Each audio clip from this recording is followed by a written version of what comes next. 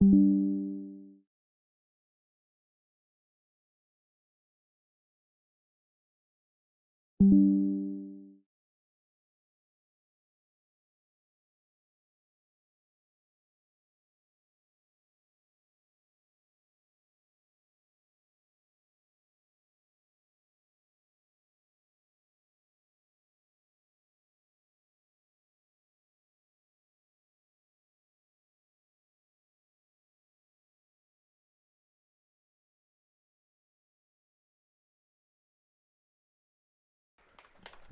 good afternoon, ladies and gentlemen, on a beautiful late February afternoon here at Glenwood School. The Gators are hosting Northside, the Patriots, out of Columbus, Georgia, in this early season baseball matchup from rival neighbors. I think this may be Richard, and I'm joined here. I'm Mike Peacock. I'm joined by What is Richard going on, Aldridge. everybody? How are you, brother? Oh, man. This is the Glenwood home opener, and they get to play Northside? Yeah. Is this the first time ever they've played? In baseball. They actually played in volleyball this year. They are doing some historic things in baseball Very this year. much so. Last Friday night, the Battle of Phenix City. First time. Oh, wow. What a game that was. What a game. And now they're facing a team from across the river who's had a good tradition in baseball for a number of years, the Northside Patriots. They won a state championship in 2019. They've had Columbus Chattahoochee players like Connor O'Neill. They're led by the legendary baseball coach Tracy Powell. Former Hardaway coach for a number of years, and then an assistant at Harris County for several years, and Tracy's back in that head coaching seat now over at Northside. Good to see him on the field again. A lot of baseball knowledge in that noggin, I can tell you for sure. And he's going against another legend right across the field. A Chattahoochee Valley Sports Hall of Famer. Yes, in Tim Fanning. And what a program he's run here at Glenwood for a number of years. All you got to do is look at the outfield wall and all those state championships hanging out there to realize what a program Glenwood has. But the lefty, Nicholas Torres, on the mound today for the Gators, and he'll face this Northside lineup. Northside in their sharp-looking navy blue pinstripe uniforms. Glenwood with their orange tops, white caps, white pants, and just what a beautiful day for a ball game today. What a change from Friday and Saturday night when it was freezing. I'm glad that the weather is not getting crazy because, we've called some really cold baseball games the last couple of days. I like this leadoff hitter for Northside. Javion Wyndham, if he gets on base, watch out. He is a run speedy producer. Where's number one? He fouled the first pitch back into the screen, and we're underway officially here at Glenwood. Tim Fanning field. Swing and a miss for strike two. So quickly, Torres ahead 0-2 as we start this contest. Javion Wyndham going to have to fight from behind to get on base here. Third pitch to him bounces up there. A good 0-2 pitch from Torres. Mike, Northside comes in with a 3-2 record. Their two losses, a 2-1 loss to Columbus. We did that game on Georgia Alabama Sports Live, and then they lost to Central. Not too shabby. Not shabby at all. Ground ball over to the right side, fielded by the second baseman for Glenwood and thrown on to first for the first out of the game. Got a little bit of a late swing there, kind of caught that off his hands and grounded it out to Logan Henderson, who threw over to Andrew Wilkinson for the out, and there's one away, and that brings up Caden Clay. Hey, Mike, I do want to say I'm impressed with some of the wins Northside had this year. LaGrange and Opelika. Oh, absolutely. Two good programs. Caden Clay looks at strike one over the outside corner. And we know about the story of Caden Clay, 3-year starter at quarterback. Yep. Had a diving catch against Columbus last Saturday. Just a tremendous athlete. Second pitch to him is down and away for ball one. It's a 1-1 count. Yeah, Clay going to get a chance to play quarterback in college. I think he's going to Charleston Southern. Charleston Southern, I believe. Yeah. Don't quote me on that, but I think you're correct. Yeah. I saw the signing announcement. This ball's fouled high down the right field side and out of play. Torres is doing a really good job so far, the first two hitters of the game working ahead. He's had an 0-2 count or at least a 1-2 count on both of those hitters. So Clay going to have to scrap for everything he gets here in his first at bat. Torres, the lefty, goes into the stretch. He works from the stretch all the time. The pitch is up and away outside. It's 2 balls and 2 strikes.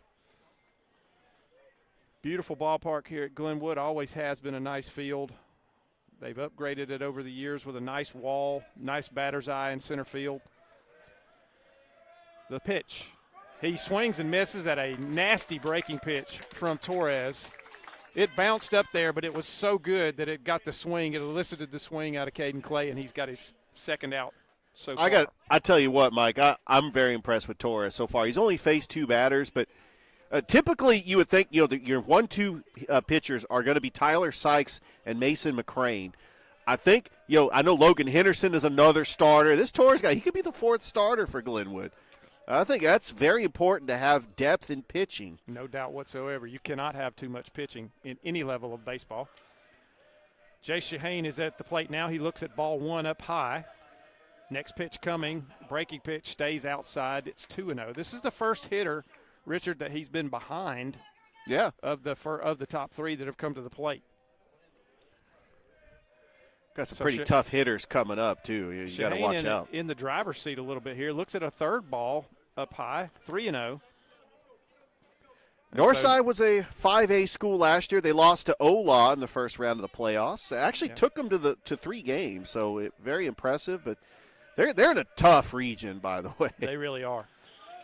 Nice pitch. There's strike 1 on the 3-0 take from Shaheen. He didn't, not this time of year, you're not going to see too very many kids get the green light on 3-0.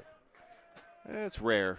And there's ball 4 up high again. So the first base runner for the Patriots is Jay Shaheen, and that brings up Luke Norsworthy, the first baseman. Mike, to tell you how tough Northside's region is, obviously Harris County's improved because all those little leaguers that went to the Southeast Regional are coming up. They're now freshmen. Stars Mill won the 4A state championship last year. Central Carrollton is always a powerhouse in just about every sport. Runner goes on the first pitch, and it's fouled away at the plate by Norsworthy. Yeah, Luke Norsworthy, one of the top hitters for Coach Powell. He's got a lot of just power. He could pull the ball. He had some pretty good at bats against Mike Nottleman the last time we did a Northside game. Facing a lefty here. The 0-1 pitch coming from Torres. Down low, bounces up there, blocked nicely behind the plate. Keeps the runner at first base. It's KP Andrews behind the plate today for Glenwood. 1 ball, 1 strike to Norsworthy. Runner at first base, 2 away. Move over to first base. He's back in plenty of time. That probably was not his good move, Richard. That was probably just a token move over there to show him. Just a courtesy throw just to keep the runner honest. I know you're there. The 1-1 pitch coming. It's fouled well outside the ballpark on the right side over the concession stand that direction. And it'll be 1 ball and 2 strikes. Mike, we actually have a Glenwood softball game going on right now as they are taking on Horseshoe Bend. Yeah, and I was telling you before the first pitch, I coached at Horseshoe Bend for 3 years and thought that might be where I retired. Yeah. That's home for me over there. And, I probably won't get to go over and see who all's there that I might know, but I guarantee you I know at least 7, 8, 10 people that are over there right now. Torres gets his sign. 1 ball and 2 strikes to Luke Norsworthy. He goes into the stretch, eyes the runner, and the pitch. Breaking pitch fought off by Norsworthy. Good job by Norsworthy right there on a really quality pitch from Torres. Gets the bat on it, fouls it away, stays alive. Yeah, you got to protect that strike zone. Anything close, just spoil off pitches because you don't want to take a chance. Get run up for strike 3. He stands back in. Torres gets his sign. He's into the stretch. The 1 ball, 2 strike. Runner goes. Pitch is off the outside corner. Ball 2. That was a close pitch. Norsworthy took it, and Shaheen steals second base uncontested there. No throw. And so the Patriots have a runner in scoring position now with 2 outs and a 2-2 count on Norsworthy. The stretch in the pitch is poked. What a great play over at third base. Norsworthy tried to poke one through that hole between third base and shortstop, and Levi Pender with a diving stab of that line drive. He ends the inning, and that'll do it for the Patriots in the top of the first inning. So no runs, no hits, 1 runner left on base. And we'll go to the bottom of the first. Here at Glenwood, it's 0-0 here on Georgia Alabama Sports Live.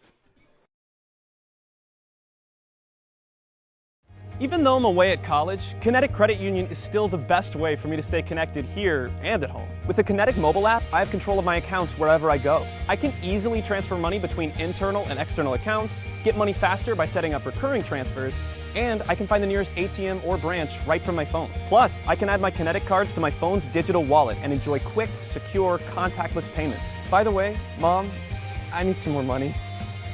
Kinetic Credit Union, the energy for your dreams.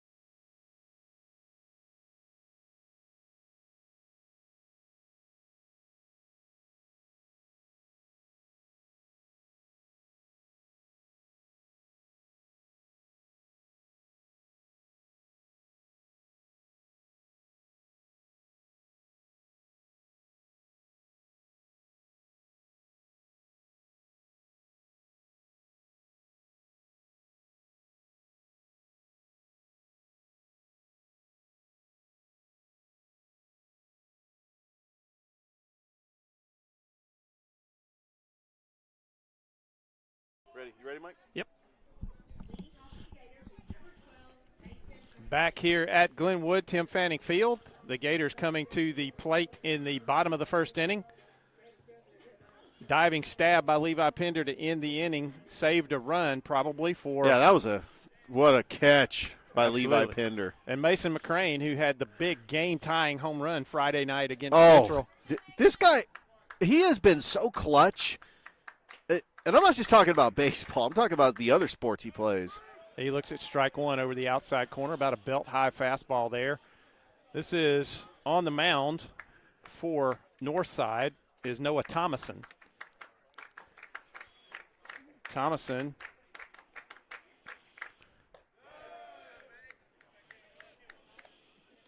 comes in with a 2.21 ERA. Yeah, that's a pretty good ERA. Sam Laney is another top pitcher for Northside. The 1-1 pitch now. Fouled off by McCrane. He had a good cut at that pitch, and it's a ball and 2 strikes. Truly, this is strength on strength. You got Northside, the 4A school out of Columbus in the GHSA. You got Glenwood that's really held its own. I mean, they in the AHSAA so far 2-0, beaten Central, and they beat Russell County. I mean, these are 2 schools that have state championship pedigree. The pitch from Thomason, just off the outside corner. 2 balls and 2 strikes. If there was ever a time where the questions were answered if Glenwood belongs, once they made that transition to the AHSAA, they answered that question this past weekend. They did, no doubt. That pitch stays inside. He tried to come in on the hands of McCrane right there, got a little bit too far inside, and it's a full count. Thomason comes in, 6 1/3 innings pitched, 5 hits allowed, 2 earned runs, 6 walks in those 6.1 innings, and 4 strikeouts.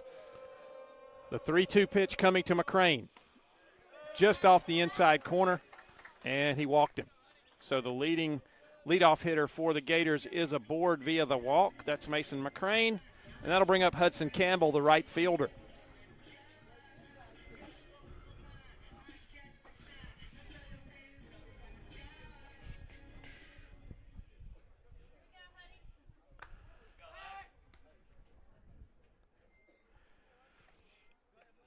Makes a move over the righty just to keep McCrane honest.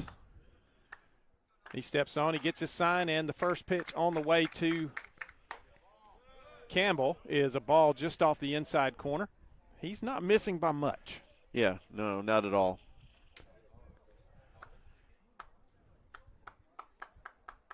McCrane with a good lead at first base. Pick move over there, a little closer this time. But he gets back safely. McCrane, by the way, is 6'6", right, Richard? Yeah, he's a power forward for Coach Purdue, and also a tight end. Another quick for, move, Coach Nelson. And he got him. Whoa! He picked him off there as Thomason caught him still taking his lead, and it was a close play, a bang-bang play, but the umpire says he got him, and there's one away here, so he's picked off at first. Those of you keeping a scorebook at home, that's 1-3 on the pickoff. And there's one away. So nobody on now for Campbell. The wind and the 1-0 pitch fouled off the right side, and it's 1-1. Good job by Thomason there. He kept an eye on McCrane, and he waited until he was taking his steps for his lead and made a quick move over and got him. The 1-1 pitch, breaking ball, driven down the left field side, but well foul. Coach Tim Fanning over there was well outside the coaching box, and he didn't even have to scurry out of the way on that one. And it's 1-2 strikes. Thomason gets his sign. The 1-2 pitch, breaking ball, got him on the outside corner looking. An excellent, I believe, Richard, that might have been a slider. Yeah. Looked like a slider, a quick break, and painted the outside corner and gets the strikeout looking for 2 away. So 2 up and 2 down for Glenwood here, and that'll bring up Carter Judah, the designated hitter. Big, strong kid, linebacker on the football team. Oh, yeah, he was the leading rusher for Glenwood last year. And then, of course, they got a little bit of depth when they got Jermaine Brown and Mekhi Simpson. You know, Carter Judah was also part of that running back tandem that led Glenwood to an undefeated regular season. And, man, I've just been so impressed with all the sports in the AHSAA this year. Breaking pitch. That one stayed low and away. And I believe it may be 2-0. They've got 1-0 on the scoreboard. I think he's thrown 2 pitches. Yeah. By the way, this Northside team plays Calvary Christian this Thursday. There's a ground ball towards shortstop. Can't come up with it. It's going to get by into left field for a base hit for Carter Judah. So the first hit of the game for either team is a single through the left side for Judah. And that'll bring up Levi Pender, who finished that inning in the top of the first with a great diving stab of a line drive. And he'll have a chance to get the Gators going with 2 away here. Yeah, what could you say about Levi Pender? Just an all-class athlete in multiple sports, football, basketball. He looks at ball 1 low and away. Starting quarterback for Coach Ryan Nelson. What a smooth operator in the pocket, too. He did a great job all year long. I was fortunate enough to do a number of Glenwood games in football season. And Mike, we did that first ever Glenwood Valley game. You know, and we talked about that night, Richard, just like Thrift did on Friday night. They proved they belong when they beat a 5A school in the opening game of the season in football. Absolutely. And then their first ever baseball game had beaten a 7A school in Central. Yeah, absolutely. The 1-0 pitch is low, blocked in there by the catcher for the Patriots. That's Noah Fair. Keeps Judah at first base. 2 balls, no strikes. Is that a balk? That is a balk. That is a balk. You cannot make a fake throw to first base. He did not step off, and before he did, he just made a move and didn't throw the baseball, so that's an automatic balk. Mike, I'm a stats guy. I believe that's the first balk in Georgia Alabama Sports Live history. We did have one in the Calvary Central game on Saturday night. Well, anything. Well, yeah. I think it's the first one since I've called a game. The 2-0 pitch outside for ball 3. So 3-0 now to Levi Pender. And he can be extremely selective here. Probably going to be taking on this pitch, but then he's going to be in the driver's seat as a hitter looking for something to drive. Judah down at second base, 2 away. Thomason the pitch. There's a strike right down the middle. He was taking all the way. 3-1 now. So Pender can be extremely selective. He can look for a pitch to get the barrel on here and do some damage, especially with that runner at second base now. Deep breath from Thomason. The delivery. And that stays low for ball 4. So now Glenwood with a pair of runners on. And big Andrew Wilkinson, the left-handed first baseman. If they keep this inning going, we might have Cal Lawrence come up to the bat. You know what happened last time he went up to the plate. I've been watching Andrew Wilkinson since he was about 11 years old, and he's always had power. So he steps in, left-handed hitter. 2 men on, 2 men out here in the bottom of the first. The pitch. Driven through the left side. Into left field. Judah rounds third. The throw's coming in. We're going to have a play. But it gets by the catcher as the throw took a little wicked hop on that turf. And that is the first RBI for Glenwood today. And the first run of the game. And on the throw, both runners advance, so there are now runners at second and third with 2 outs. And that'll bring up Cal Lawrence.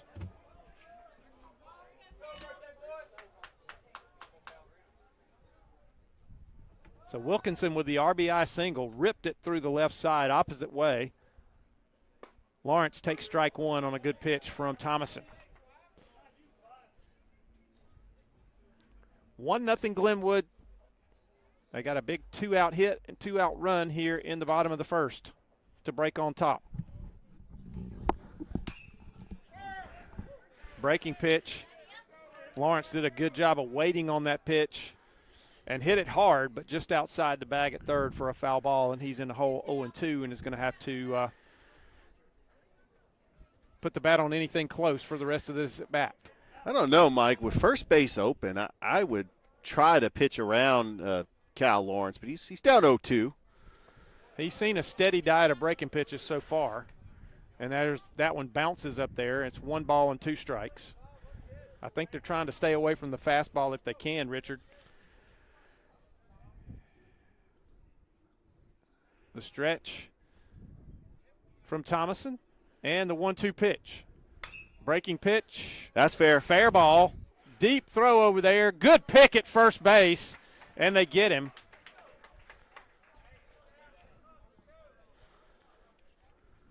And that was Javion Wyndham with the pick down the line at third, and the long throw across. Picked nicely by Luke Norsworthy at first, and they get out of the inning without further damage on the ground out. So we go to the top of the second inning.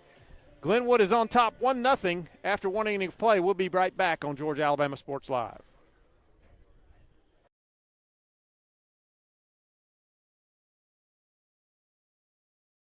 Even though I'm away at college, Kinetic Credit Union is still the best way for me to stay connected here and at home. With the Kinetic mobile app, I have control of my accounts wherever I go. I can easily transfer money between internal and external accounts, get money faster by setting up recurring transfers, and I can find the nearest ATM or branch right from my phone. Plus, I can add my Kinetic cards to my phone's digital wallet and enjoy quick, secure, contactless payments. By the way, Mom, I need some more money. Kinetic Credit Union, the energy for your dreams. Hey, grab me one too.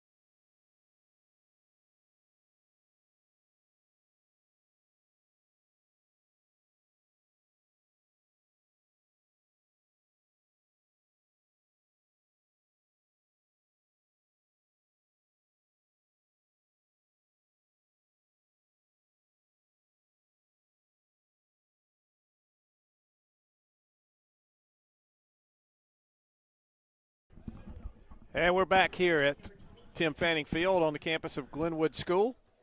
Top of the second inning. Glenwood got a run across in the first inning. They lead 1-0. And leading off is Chris Biggs, the shortstop for Northside, as they try to get something going against Torres. Breaking pitch, driven past the shortstop and into left field for a base hit. First pitch of the inning, Chris Biggs says, I think I'll like that one, and ripped it into left field. Oh, yeah, aggressive hitter like Chris Biggs, taking that first pitch. And now he's aboard, and he represents the tying run for Northside. That'll bring up Sam Laney, the designated hitter.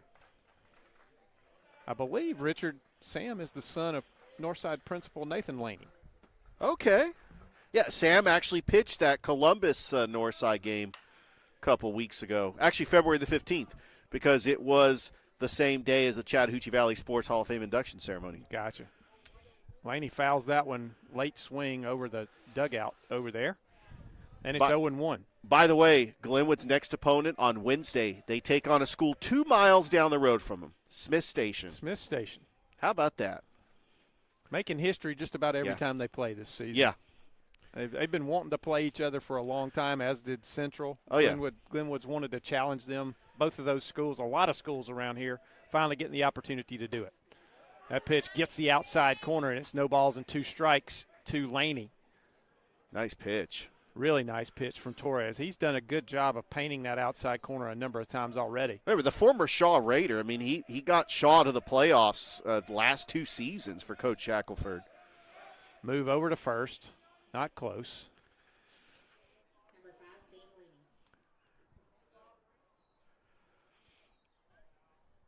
No balls, 2 strikes to Sam Laney, the designated hitter. Chris Biggs at first base. Not getting a very big lead. There's a ball punched to the right side.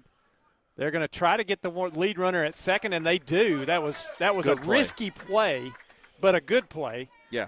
You know, ball hit slowly with a guy with some speed. It was a risky play to go to second and try to get that out, but he made a good, clean throw and got the lead runner.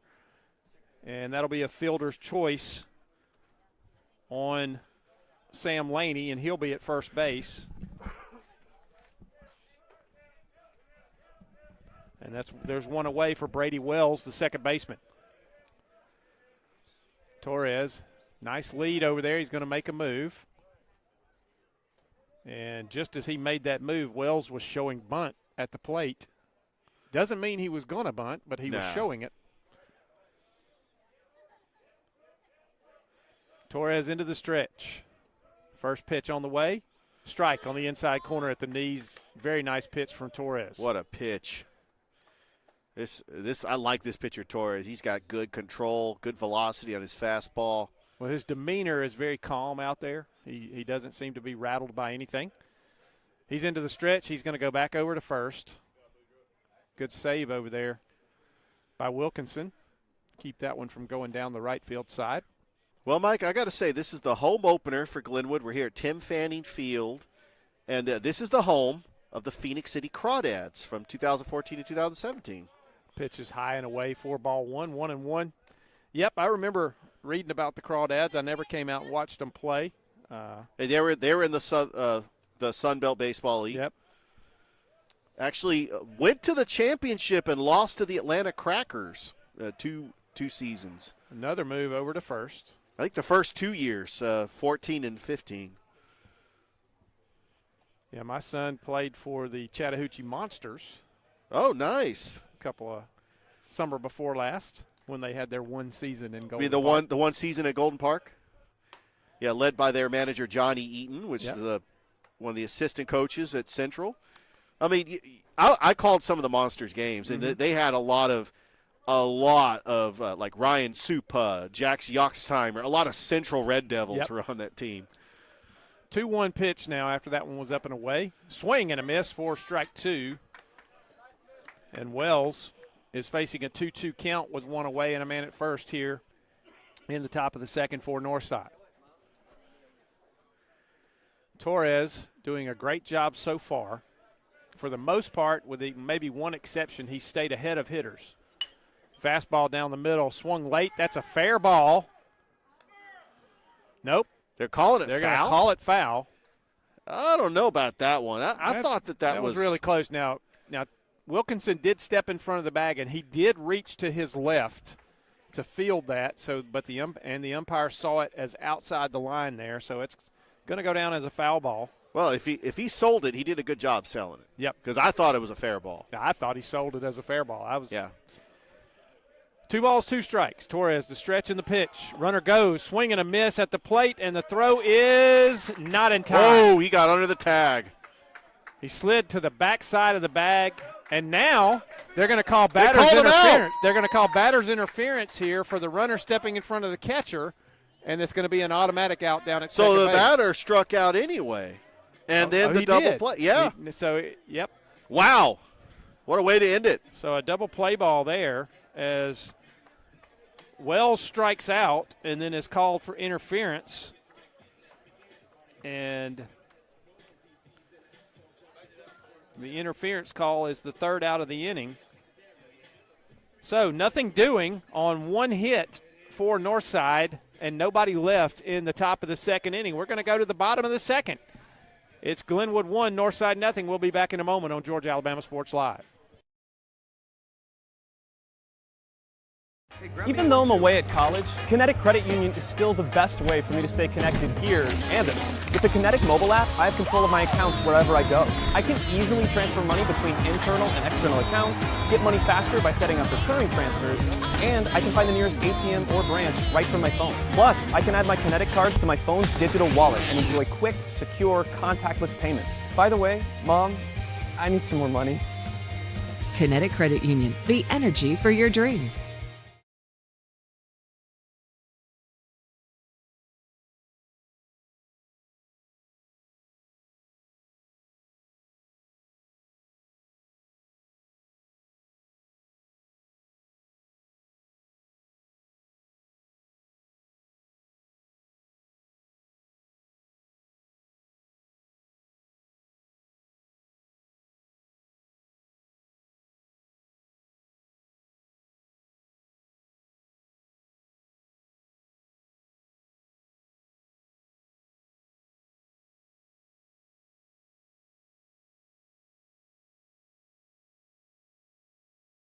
Back here at Glenwood, leading off the bottom of the 2nd for the Gators is left fielder Mac Blair, right-handed hitter, facing Noah Thomason. 1-0 Glenwood. They got a single run in the bottom of the 1st inning, looking to add to that here in the 2nd. Thomason takes a deep breath, and the first pitch to Blair. Swing and a miss, strike 1. I tell you what, you couldn't have paid the Chamber of Commerce for a better day for baseball. Exactly. Like, what happened to that cold? And I'm glad. I'm not complaining. Me either. That was brutal. Breaking pitch, a good one from Thomason, and it's strike 2, and Blair's in a hole, 0-2. So that Brookstone-Columbus game on Thursday night, me, Rex, and Thrift were just shivering up on that top bleacher, and it was like 32 degrees outside.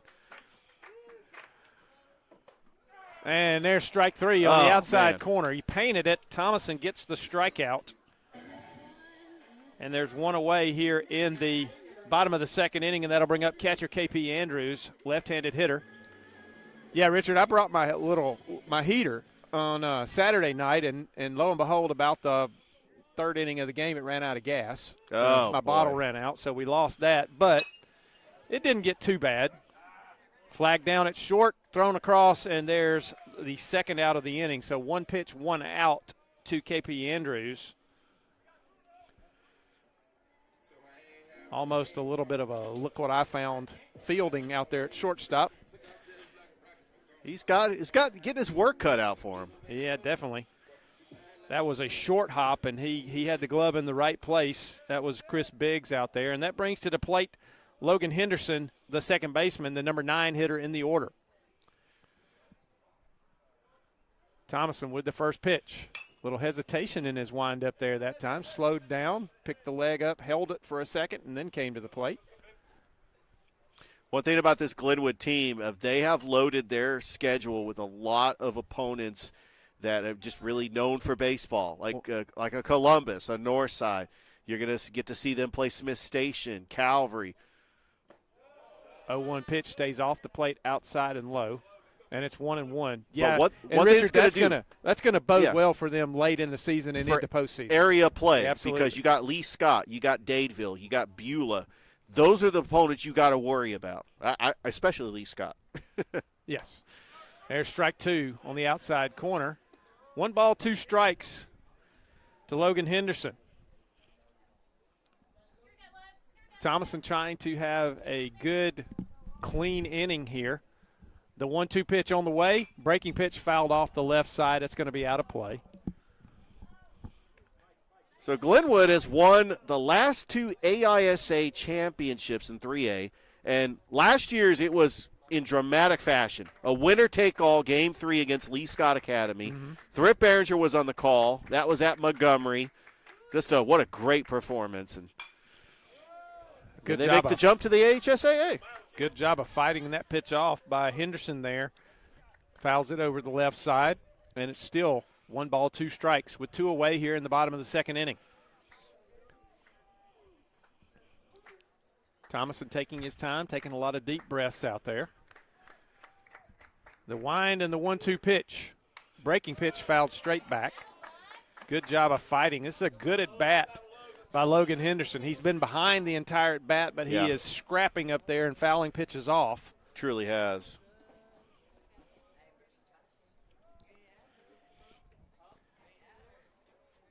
Thomason trying to find the right combination to get the 3rd out here.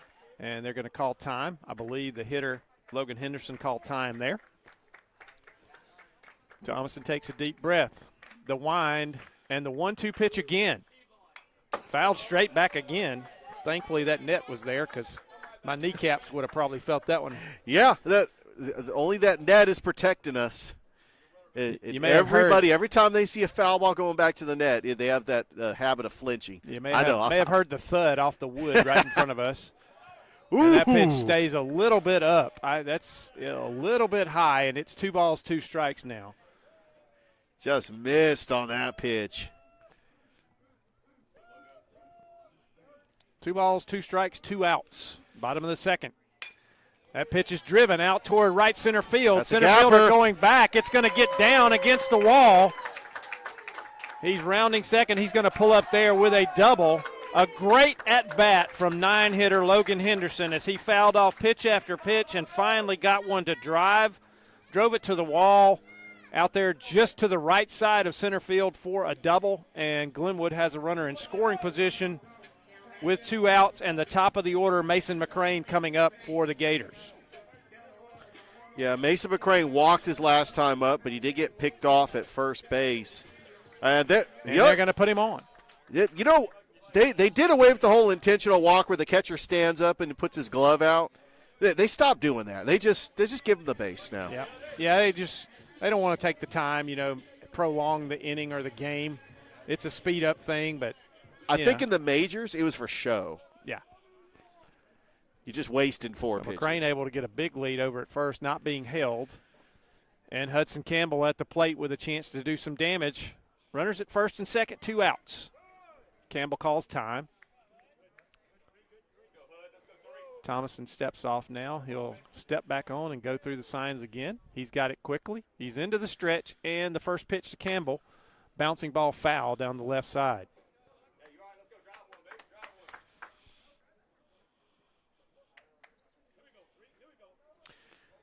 No balls, 1 strike to Hudson Campbell. Campbell, a junior.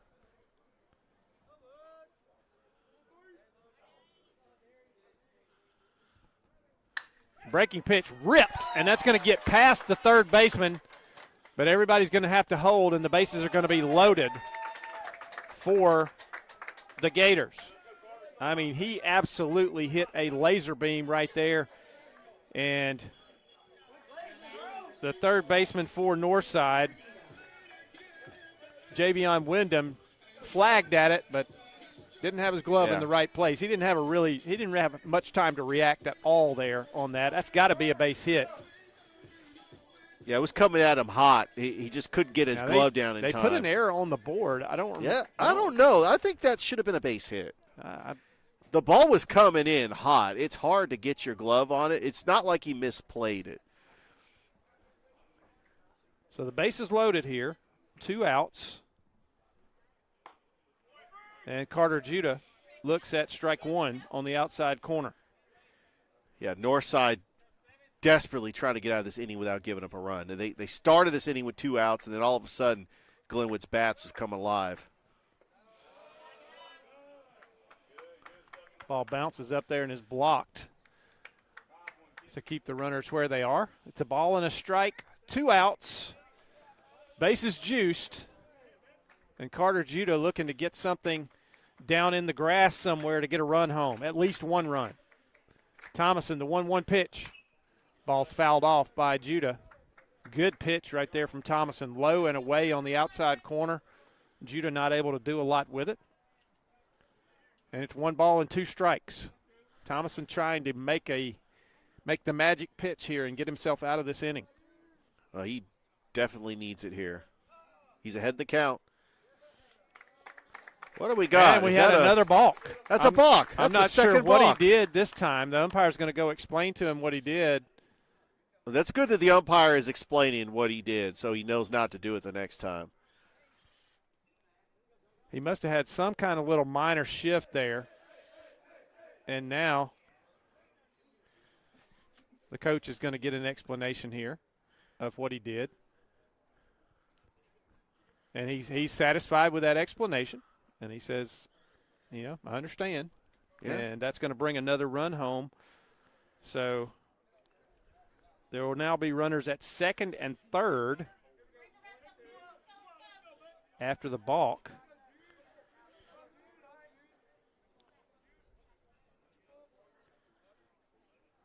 And it's 2-0 Glenwood. Judah with a high fly ball, right field, not deep. Right fielder makes the play, and that's 3 away in the inning. So damage limited, but the balk brings in the second run, and Glenwood leads 2-0. We're going to take a break. We'll be back in a moment here on Georgia Alabama Sports Live.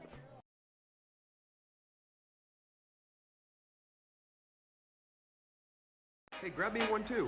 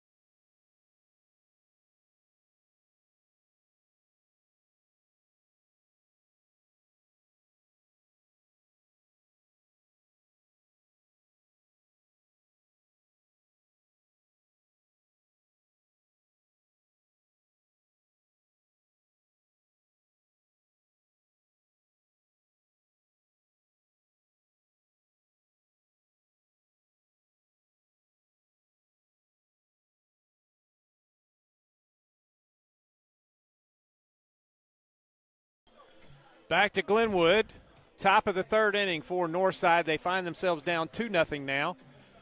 A balk scored the second run for Glenwood, so the Gators have the 2-0 lead heading to the top of the third. And coming to the plate for the first time for Northside is catcher Noah Fair. Number 8 hitter in the lineup, so Northside not able to turn over its lineup just yet. Torres doing a good job. He's allowed 1 hit so far, and that pitch is just outside for ball 1, 1-0.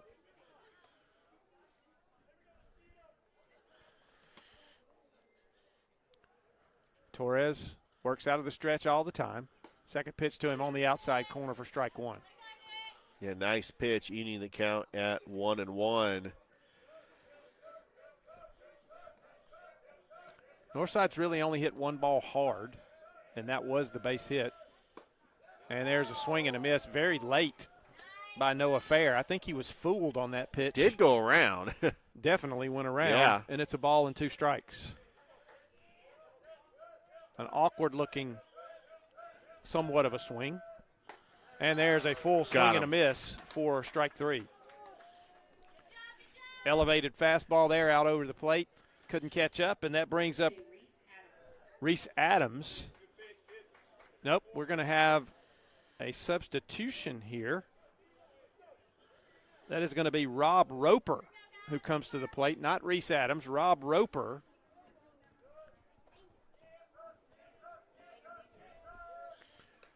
Oh, I think that actually hit the bat, but I thought it might have hit his arm. Fouled back, goes as a foul ball. It was up and in. So here's your updated stats, Mike. Leading batting average, the leading hitter Luke Norsworthy, Caden Clay, and Javion Wyndham, all with a .333 batting average. I'm wondering if these stats are not updated on Max Preps, because that looks like they all went 3 for 10. Or they 1 for 3. They are actually updated. I pulled them up a while ago, and they do have all 5 games in there. Wow. That looks like they all hit 3 for 9. So now Roper finds himself in an 0-2 hole against Torres. And the pitch down bounces. Ball 1 ball, 2 strikes. Yeah, 3-2 record for Northside. They beat Smith Station 2-1, lost to Columbus 2-1, beat LaGrange in 8 innings 6-4, lost to Central 5-2, beat Opelika. Bounces up there again. That one actually did get him on the foot or ankle. And so Northside's going to get a base runner on the hit by pitch for Roper. And he'll be at first base. That'll get us back to the top of the order and Javion Wyndham. Wyndham charged with an error there at the end of the our back last inning. Tough error. Ball was sizzling when it went past him. And Mike, in case you're wondering, this next pitch, in case you're wondering, these two schools will meet again March the 31st at Northside. At Northside. So Wyndham takes ball 1 up and away. Rob Roper down at first. Javion Wyndham at the plate. Northside trying to get something going offensively here. They've got 1 hit so far.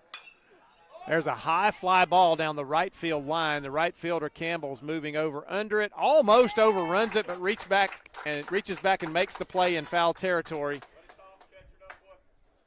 And Wyndham is retired on the fly out.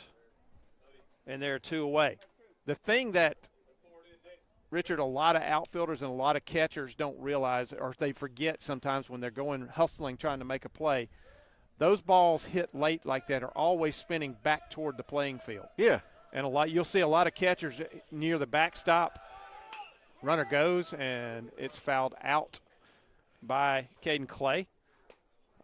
They forget that spin is bringing it back toward the field, and you'll see a lot of catchers run all the way back to the screen, and the ball will hit behind them, or you'll see an outfielder on either corner going after a ball that's hit down the line late, and that ball spins back toward the field, and they overrun it.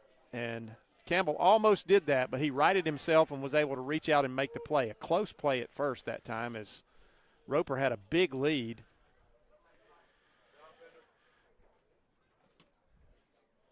Here comes Caden Clay to the plate for Northside. 0-1 count to Clay. 2 outs in the 3rd inning. Runner goes, ball is outside, and he is safe. Got under the tag. He got under that tag that time. I thought he might have got him, but that was such a close play. So Roper is now in scoring position. It really was a close play. And it's a ball and a strike to Caden Clay. Catcher makes the defensive call, 2 away. Calls time again and redoes his signs with 2 outs. Torres on. Gets his sign, goes into the stretch. And the 1-1 pitch. down low and away for ball 2, 2 balls and a strike. Upcoming schedule for Glenwood, they take on Smith Station this Wednesday. They're in a tournament on Saturday against Foundation Academy, and the next week, we might even have it all these games on Georgia Alabama Sports Live. They play Opelika, Calvary Christian, and Harris County. Wow. It's a jam-packed lineup there. The 2-1 pitch. Ripped through the left side. Roper's going to round third, but he's going to hold up there. He had to hold up to see if the ball was going to be fielded in front of him, and it got between the third baseman and shortstop for a base hit. So the second hit of the day puts runners at the corners for Jace Shaheen. It was a good, timely hitting by Cade and Clay. Defense called by the catcher for Glenwood. And Shaheen will step in with a chance to get a run across here and get Northside on the board. Needs a base hit or some kind of miscue. Big lead over at first from Clay. They are holding him, so he's got to be careful. And there's a fly ball out to center field. Yeah, McCrane's got Can of corn. And McCrane draws that one in, and that's the inning. Hit it hard, but got too far under it. A lot of backspin on it. It was an easy, lazy fly ball for McCrane to wait on. And that's the third out of the inning. So, no runs on one hit. 2 runners left on base for Northside. We're going to go to the bottom of the third inning. It's Glenwood 2, Northside nothing. We'll be back in a moment on Georgia Alabama Sports Live.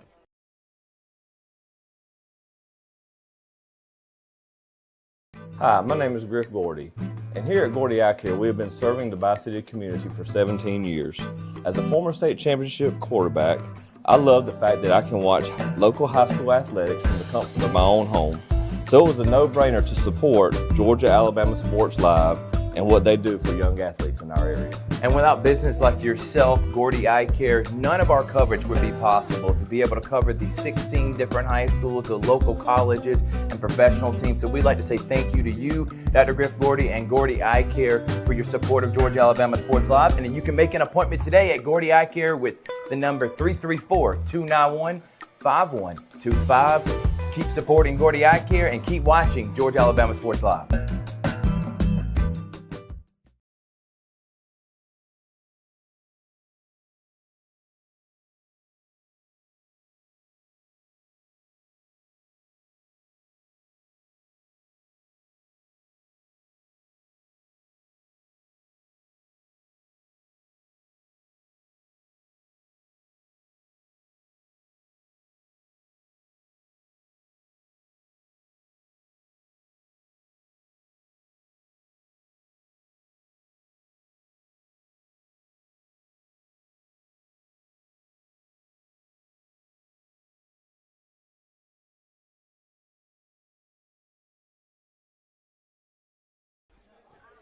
Back at Glenwood for the bottom of the third inning.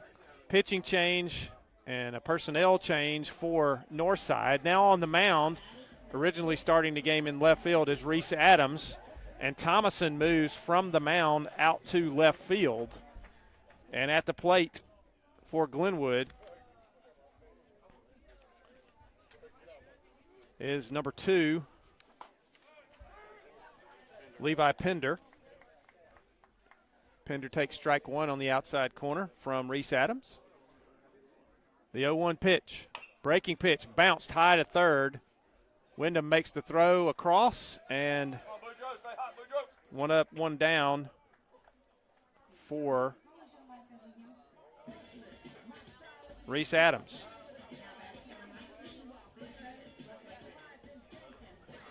And that'll bring up Andrew Wilkinson, the left-handed big first baseman. A lot of power from Wilkinson. Adams, the wind and the pitch. Breaking pitch. Stays outside for ball 1.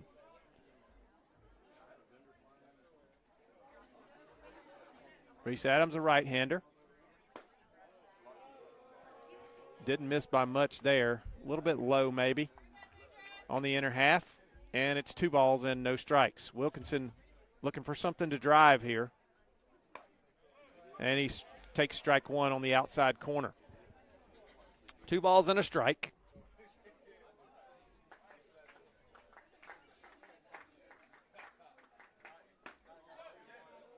just missed with that one.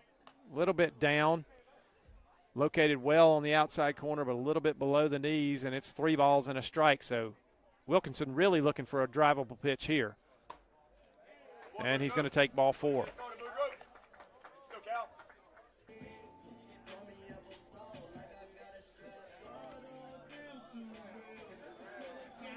Cal Lawrence comes to the plate.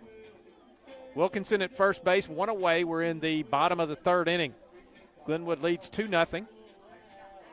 Reese Adams, in his first inning of work for Northside, he's got a strikeout, or excuse me, he's got a ground out and a walk with 1 away. The pitch to Lawrence is a breaking pitch and a good one for strike 1.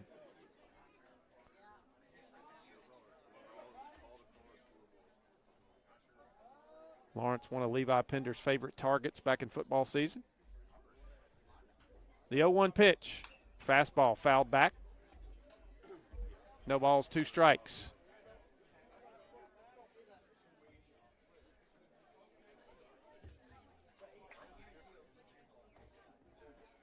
Look over at first. Makes a quick throw, does Reese Adams, and the sun is right over first base. First baseman throwing it back to Adams, and Adams had to get out of the way of that one to keep from getting hit in the face. He couldn't see the ball. 0-2 now for Adams. He can do a lot of things in this count. The 0-2 pitch fouled off again. Good job of protecting the plate up there by Cal Lawrence. And it remains 0-2.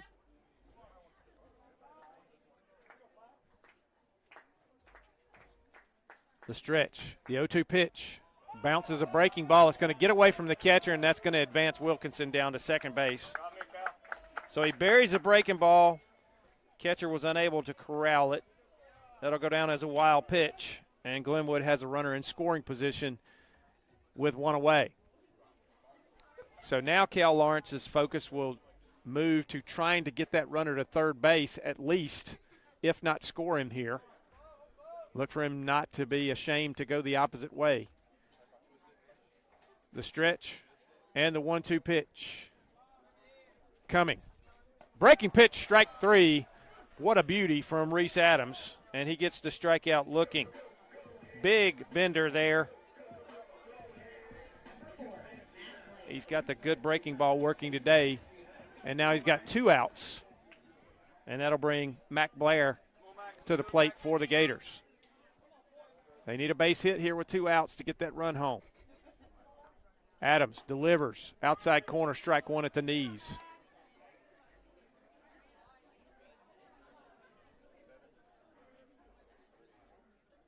Oh, 1. Wilkinson down at second base. Moved there on a wild pitch. He walked and then got to second on a wild pitch. Adams looks, now delivers. Breaking pitch, just nicked foul back into the screen, and it's 0-2. So Adams has done a really nice job of working ahead of the hitters.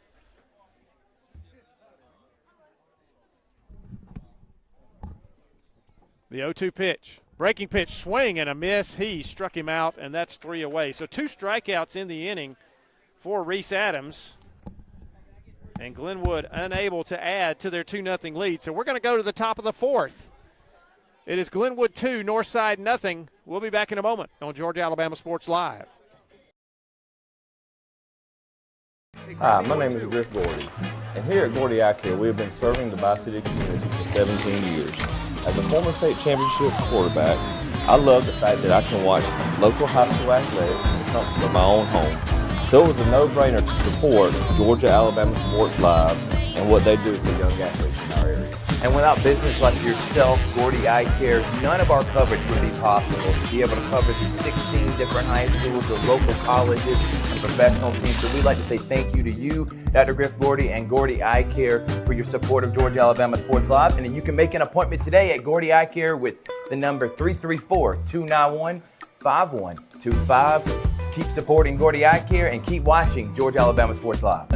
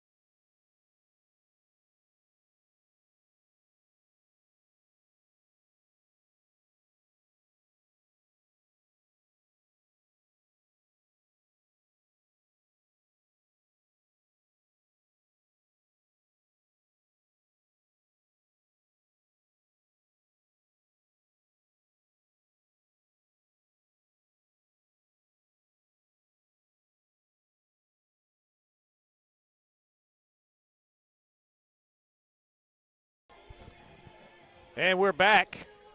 Tim Fanning Field on the campus of Glenwood School.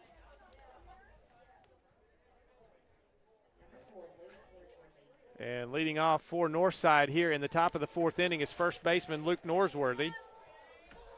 As Richard said a bit ago, a .333 average coming in. Ground ball hit on the first pitch out to the shortstop. He throws across for the out. So 1 pitch, 1 out here in the fourth inning. And that'll bring up Chris Biggs. Biggs has one of the 2 hits for Northside in the game, a single back in the second inning.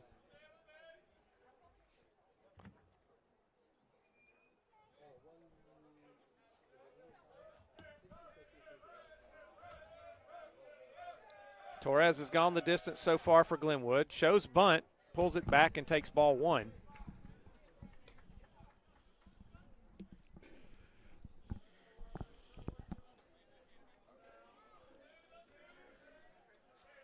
Biggs, a good-looking athlete at the plate. And he takes the ball down for ball 2. It's 2-0. Both of those pitches have been down in the strike zone this time. And for one, maybe only the second time in a game, Torres is behind a hitter 2-0. Breaking pitch misses inside, curls off the plate inside and low, and it's 3-0 now. Second time in the game there's been a 3-0 count.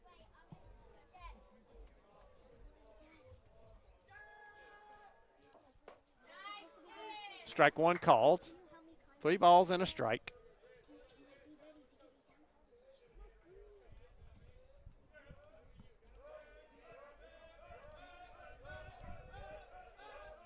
The 3-1 pitch, fouled away. 3 balls and 2 strikes.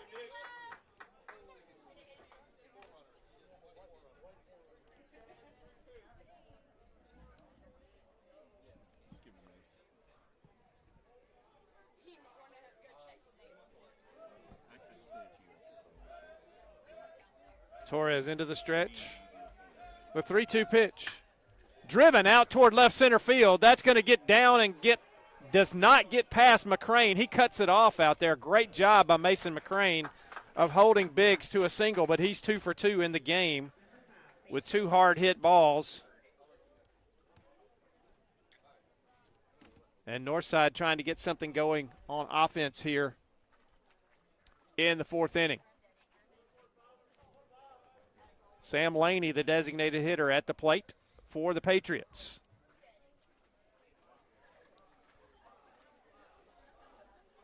Good lead at first by Biggs.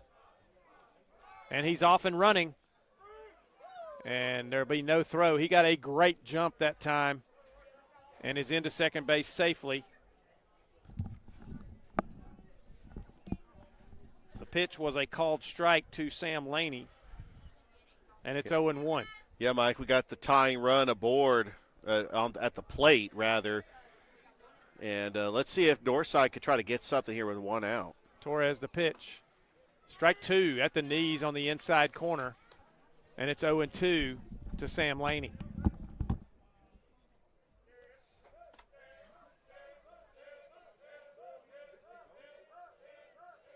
Torres taking his time. Gets his sign, looks back at the runner at second base, and he's going to curl around and just let him know he's watching him back there so he doesn't get too big of a lead.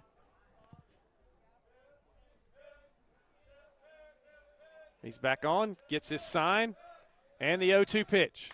Fouled off. Good job of fighting that one off by Sam Laney. Good fastball on the outside corner, and he was able to get at the end of the bat on it, foul it away. No balls and 2 strikes still. Biggs down at second base, 1 out here in the top of the fourth inning. Northside trying to get on the board.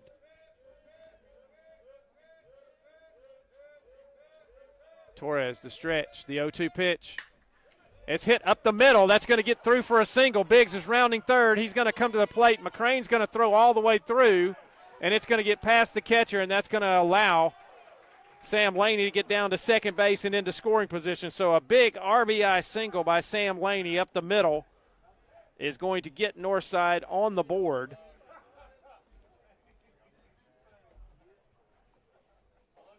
And he goes to second base on the throw.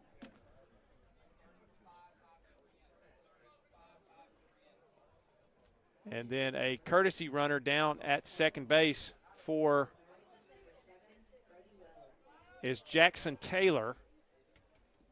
I heard the umpire say that he would re-enter. That Laney would re-enter.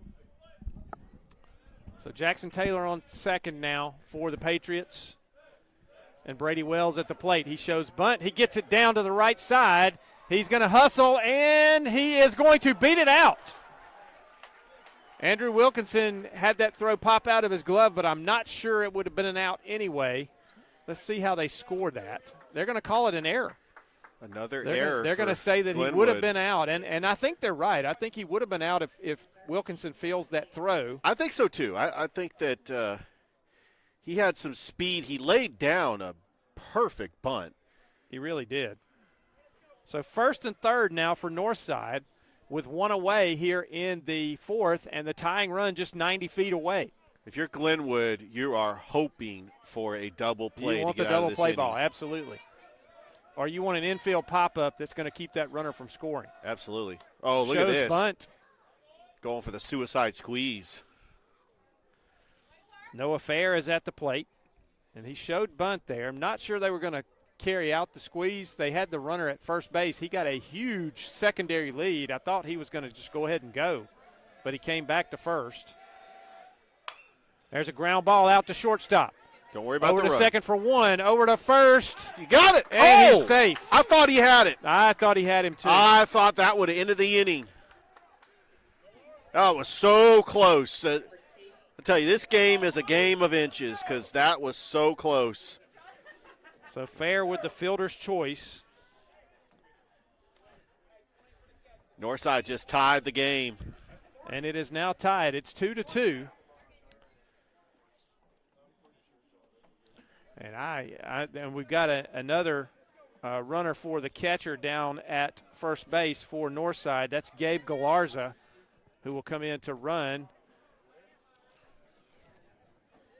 And Reese Adams at the plate.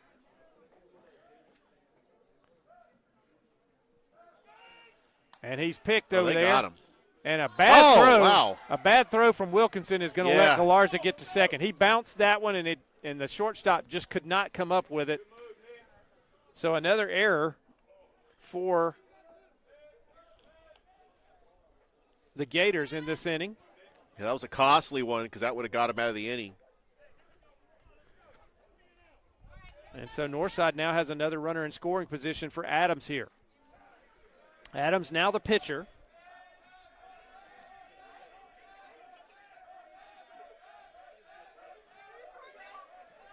And the delivery. Bunt out in front of the plate, and it's a great attempt right there from the catcher for the Gators. Tried to catch that one in the air. That's KP Andrews, and he got a glove on it but couldn't handle it. That is going to be a base hit on the bunt from Reese Adams, and now you're going to have runners at first and third with 2 outs. And the top of the order up for Northside. So a bunt single from Reese Adams puts runners at the corners, and a runner for the pitcher out at first base, and that is going to be for Northside, Jackson Close running for the pitcher at first base, and Javion Wyndham to the plate. He's 0 for 2. He had grounded out in the first inning and flew out in the third, up for his third at bat here. Pitches outside. Torres having to throw a lot of pitches here kind of unnecessarily. A couple of errors behind him. Should have been out of this inning, but unfortunately is still there. Close getting a lead over there. The pitch, strike one. Nope. Sorry, folks. Just missed. Sorry, folks. That's ball 2. Torres got to be a little frustrated here, but you would never know it by looking at him. He's just calm and collected, but he's got to be a little bit frustrated by not getting out of this inning sooner. Yeah, especially with those errors. I mean, the Glenwood should have easily got out of this inning, only given up the 1 run. Now they've given up 2, and this game is tied. This is what we expected in a good pitcher's duel. I mean, they've been holding their own here in the fourth. The 2-0 pitch ripped to the right side, and there's another error. That's going to get the go-ahead run in as that one was hit hard out to second base. And it got back to the feet of Logan Henderson. And he got a glove on it, slowed it down, but just could not come up with fielding the ball. So the third error of the inning is going to bring home the go-ahead run for Northside. And it's going to put runners at first and second. And Caden Clay comes to the plate with a chance to do more damage here. The one thing you don't want to do, Richard, in a game like this is give a pretty decent baseball team extra life in an inning, because they will hurt you. Yeah, like Northside has done in this inning, putting up 3 runs. Caden Clay had a single his last time up. Swing and a miss on a big breaking pitch right there. Boy, he took a swipe at that one. He saw that one. His eyes got big, and he took a crank at it, but came up empty. 1 ball and 1 strike. The 1-1 pitch. Ball low and away. 2 balls and a strike.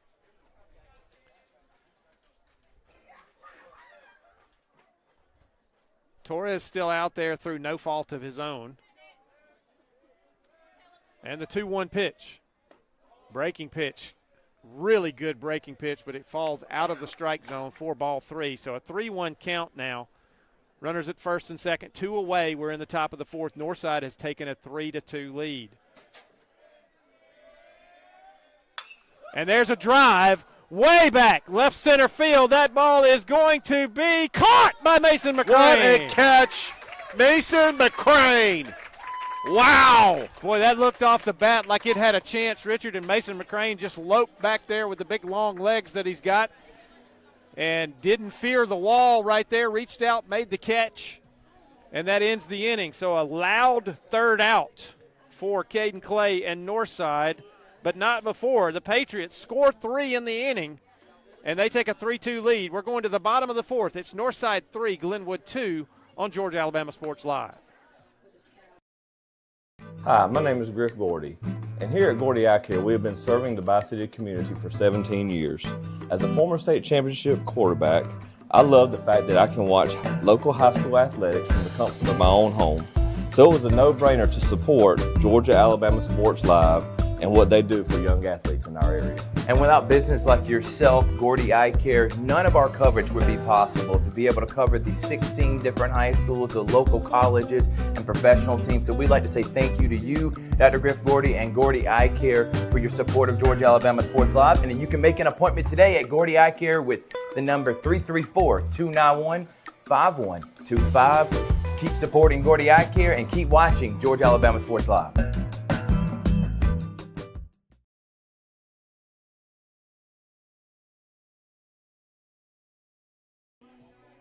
Back at Glenwood for the bottom of the 4th inning.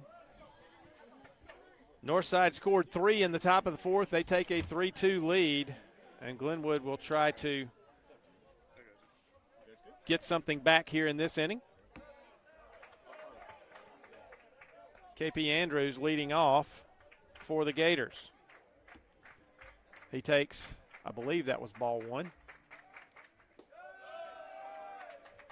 Next pitch kind of bounces up there from Reese Adams. It's either 1-1 or 2-0. Nothing on the scoreboard yet. That one's fouled away. 2 balls and a strike. Now we know. Finally, the umpire gives us the count. So 2 balls, 1 strike. Adams with the 2-1 pitch. Breaking pitch on the outside corner for strike 2. 2 balls, 2 strikes.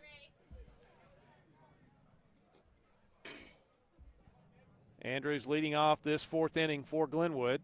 Swing and a miss. It's going to bounce. The catcher's going to have to go to first with it. He does. So another strikeout for Reese Adams. And there's 1 away here in the 4th. That'll bring up Logan Henderson, the second baseman. Henderson, his last at bat, fouled off I don't know how many pitches, 6 or 7 pitches, and then ripped a double into the gap in right center field.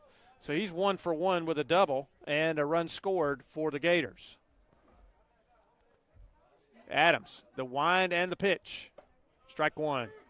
Fastball on the outer half.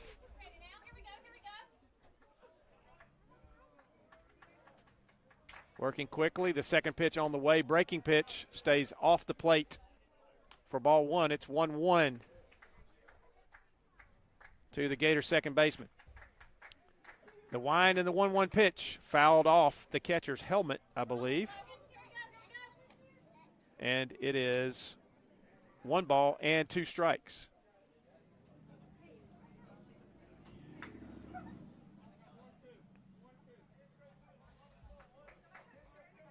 One ball, 2 strikes to Henderson.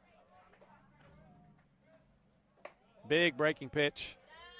Never got the break on it that Adams wanted, and it stays away, and it's 2 balls and 2 strikes. The wind and the pitch.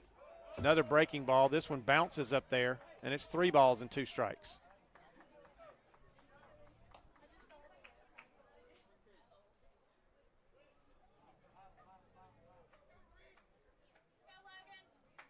Payoff pitch from Adams. Swing and a miss. He struck him out on the fastball, elevated fastball. And that is 4 strikeouts for Reese Adams already here in his second inning of work. This will bring up Mason McCrane. McCrane has walked twice, once not intentionally and once intentionally in the contest. Left-handed hitter steps in. Pitch from Adams. And that ball is driven right center field, way back, and it is gone. Mason McCrane, the first pitch, got an elevated fastball and did what he does with it and drove it out of here to right center field, and that reties the game for the Gators.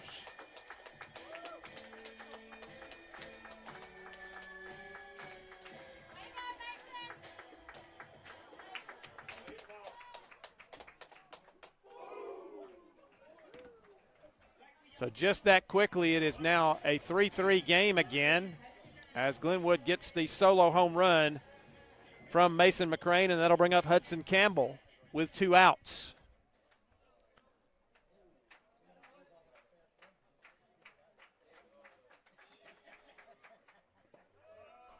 Mason McCrane with a flair for hitting game-tying home runs. He did it Friday night against Central in the 7th inning, no less, to tie that one up. First pitch was a ball to Hudson Campbell. That one's fouled away, and it's 1-1.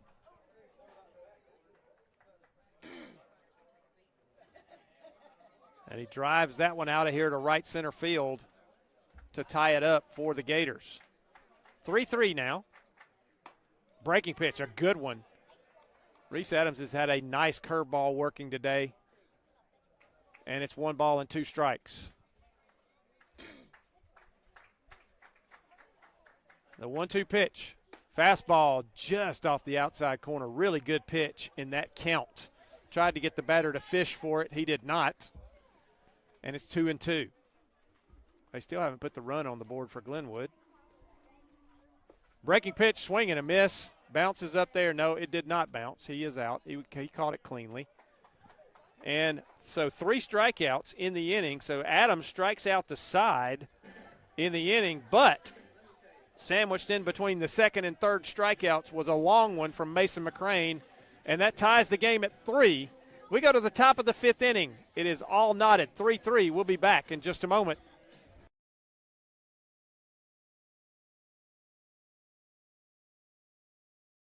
Hi, my name is Griff Gordy, and here at Gordy Eye Care, we have been serving the Bi-City community for 17 years. As a former state championship quarterback, I love the fact that I can watch local high school athletics from the comfort of my own home. So it was a no-brainer to support Georgia-Alabama Sports Live and what they do for young athletes in our area. And without business like yourself, Gordy Eye Care, none of our coverage would be possible to be able to cover the 16 different high schools, the local colleges, and professional teams. So we'd like to say thank you to you, Dr. Griff Gordy and Gordy Eye Care, for your support of Georgia-Alabama Sports Live. And then you can make an appointment today at Gordy Eye Care with the number 334-291-5125. Keep supporting Gordy Eye Care and keep watching Georgia-Alabama Sports Live.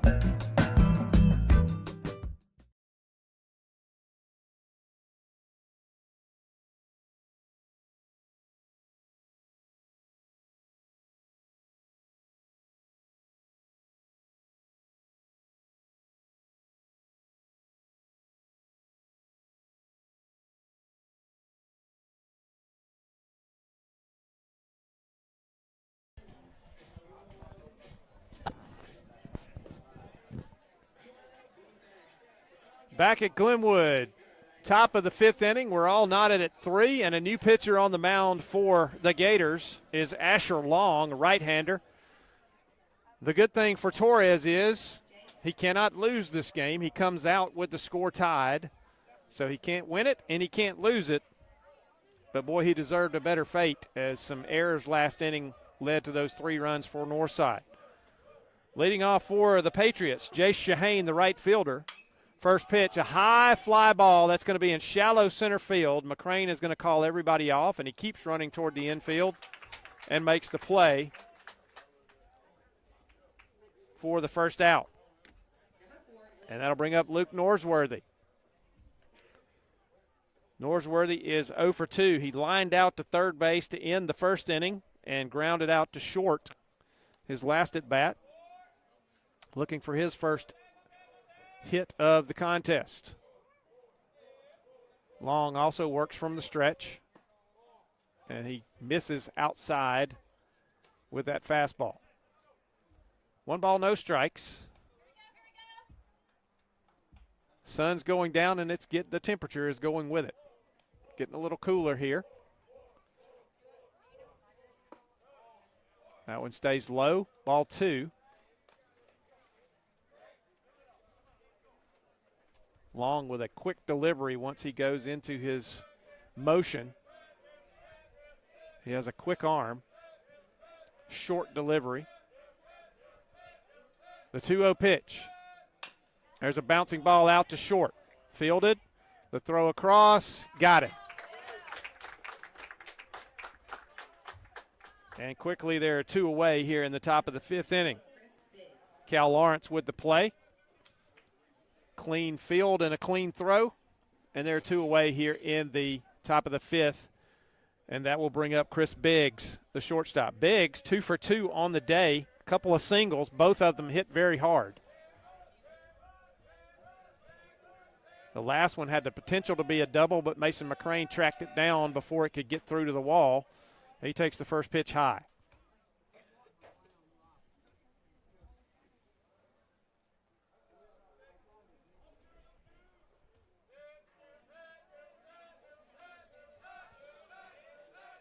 Long. The stretch and the 1-0 pitch. High and outside for ball 2.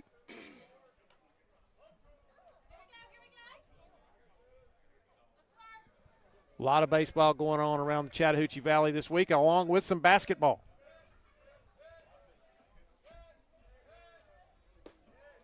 And there's ball 3. That ball stays down in the zone, and it's 3-0 to Biggs. So he's in the driver's seat. He can be very selective here. I'm sure he'll be taking here 3-0 in this situation.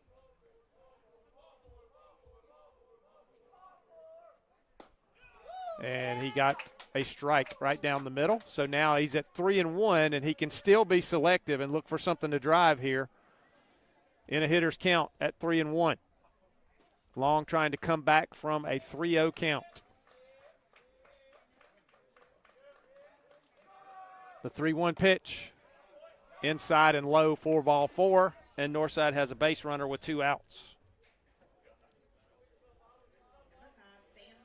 And Chris Biggs keeps a perfect day going. He's 2 for 2 with a walk now, been on base all 3 times, and has scored a run. Sam Laney got the first RBI and the only earned run that scored for Northside last inning. Drove it up the middle and scored Biggs from second base after he had stolen second.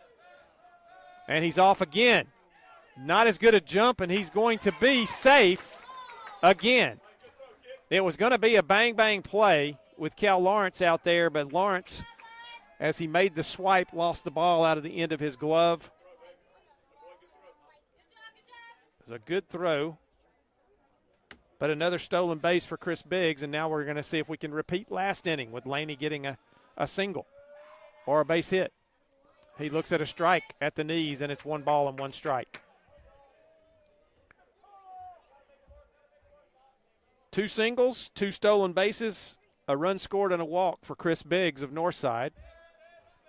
Sam Laney looking for his second hit here. The 1-1 pitch stays off the plate outside, and it's 2-1.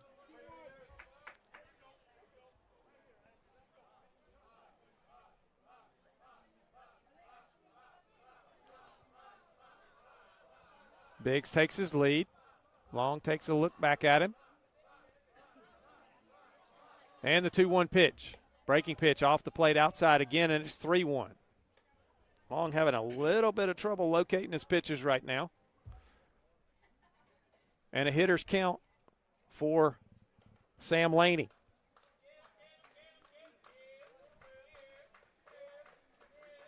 The stretch. The 3-1 delivery. There's a ball down the right field line. That's going to curl foul, though, and get out of play. And it's 3 balls and 2 strikes. A little bit tardy on that swing was Sam Laney.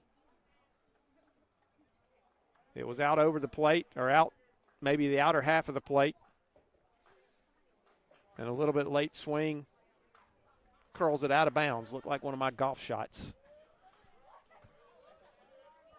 3 balls, 2 strikes. The pitch. He takes strike 3 looking on the knees on the outside corner. And that'll do it for Northside. And a big pitch from Asher Long there gets him out of a little bit of a jam.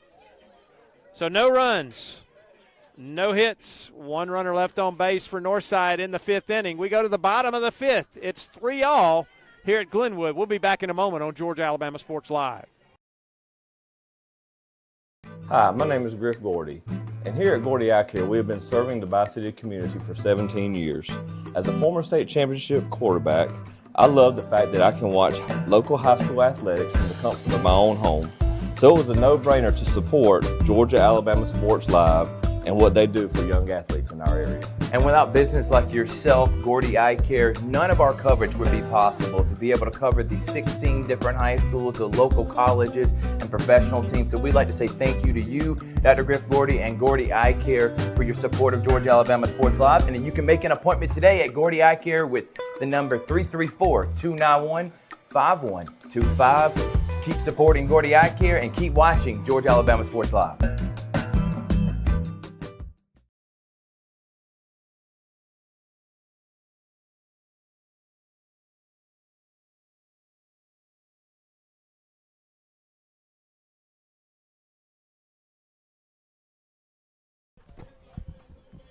Back here at Glenwood, bottom of the 5th inning, 3-3 is your score. Each team has 5 hits. Northside has committed 1 error. Glenwood has committed 4 errors in the game. And Carter Judah will lead off here for the Gators. Takes ball 1 high from Reese Adams. Reese Adams in his 3rd inning of work. He has 5 strikeouts in his 2 previous innings. The 1-0 pitch bounces up there for ball 2.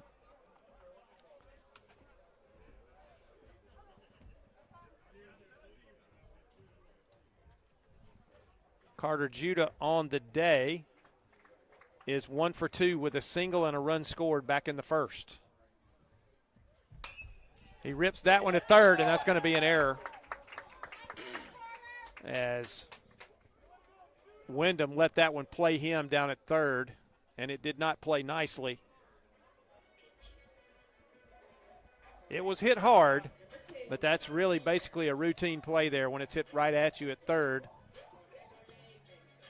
And that'll be the 2nd error of the game for Northside. And that'll bring up Levi Pender.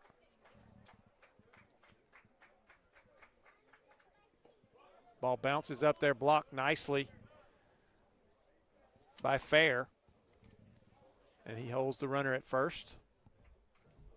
So Judah is on base for the 2nd time today via the error.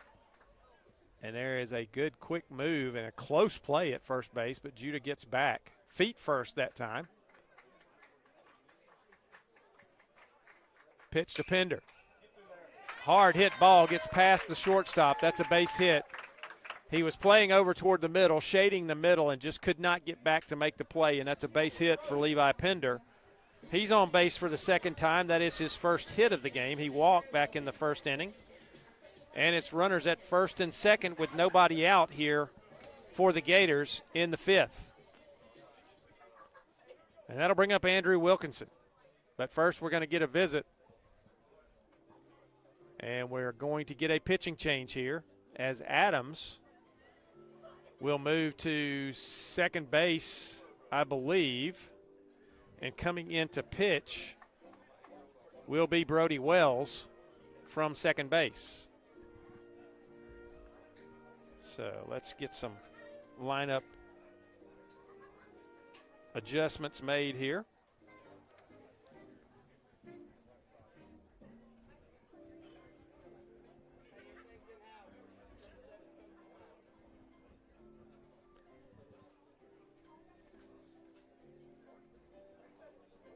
And Andrew Wilkinson will be the hitter.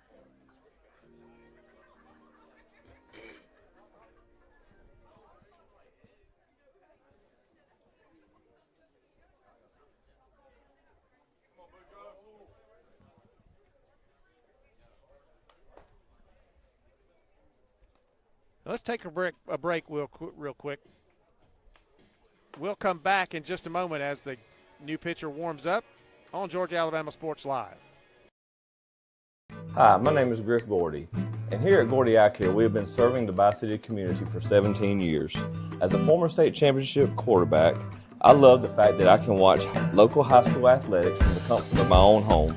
So it was a no-brainer to support Georgia Alabama Sports Live and what they do for young athletes in our area.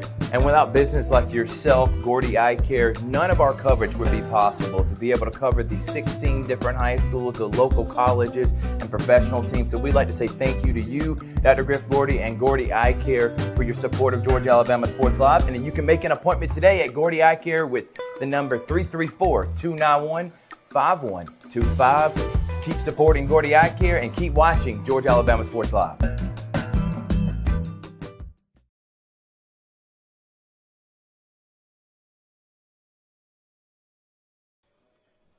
Back at Glenwood, Brody Wells has completed his warm-up pitches. He steps into a situation, runners at first and second, nobody out.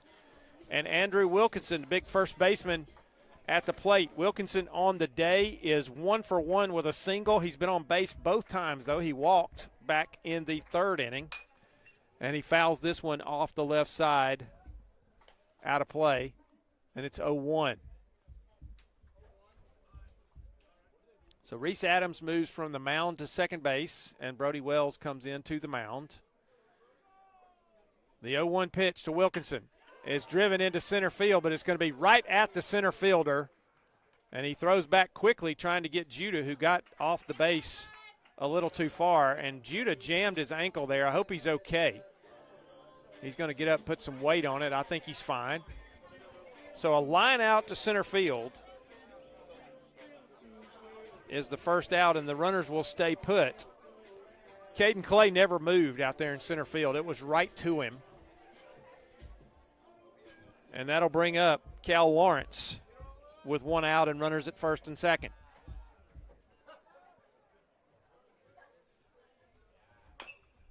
Bounced foul down the third base side. No balls and a strike. Wells, a wiry kid. Long legs, long arms, and when he goes into his windup, you see arms and legs flying everywhere. There's a swing and a miss. Ball gets by. Runners are going to advance to second and third. Ball was on the inside part of the plate, and Cal Lawrence looked to be fooled right there, and that's strike two. But the wild pitch moves both runners into scoring position. So a ground out could score the go-ahead run here. Anything in the air to the outfield could score the go-ahead run. And now the catcher and the pitcher are going to have a little conversation. They can't agree on the signage. Interestingly, neither one of them spoke into their glove. That's been the trend now, even in games that are not televised. They go out there and talk to each other in their gloves, but they didn't do that time. No balls, 2 strikes to Cal Lawrence. Wells delivers. Fouled away. Good battle going on now as Lawrence fought that one off, got a piece of it. It's still 0-2. Wells the sign. The 0-2 pitch. Breaking pitch. Fly deep right center field. That ball's going, and gone! Cal Lawrence with an opposite field home run And he breaks it open with a 3-run shot here for the Gators.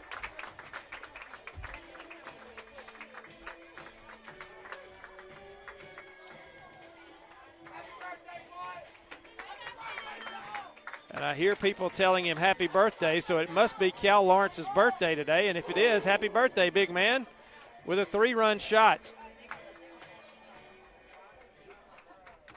to right center field. He got a fastball out over the plate and just went with it and drove it and got it out of here, and it's 6-3 Gators with 1 out here in the 5th. Wells, a good breaking pitch for a strike to Mac Blair, and it's no balls and a strike.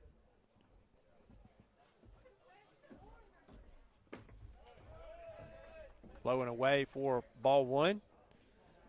Wells was kind of in the driver's seat right there, had an 0-2 count, and just left that pitch hittable. You can't do that on an 0-2 count. You can't leave it hittable for the hitter, and Cal Lawrence made him pay. That's fouled away by Blair, and it's 1 ball and 2 strikes.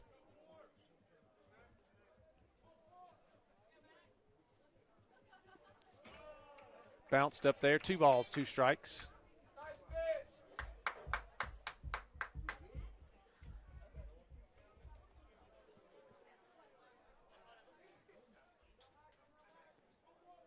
The 2-2 pitch. Driven up the middle, base hit. Good job of hitting right there by Mac Blair. He didn't try to do too much with that pitch. He just lined it right back where it came from into center field. And that'll bring up KP Andrews. That's the first hit of the day for Mac Blair. He had struck out his previous 2 at-bats. Does a good job right there. Served that one into center field for a base hit. That brings up KP Andrews. And the pickoff throw is errant down at first. And going down to second base on the error is Mac Blair. The failed pickoff puts another runner in scoring position.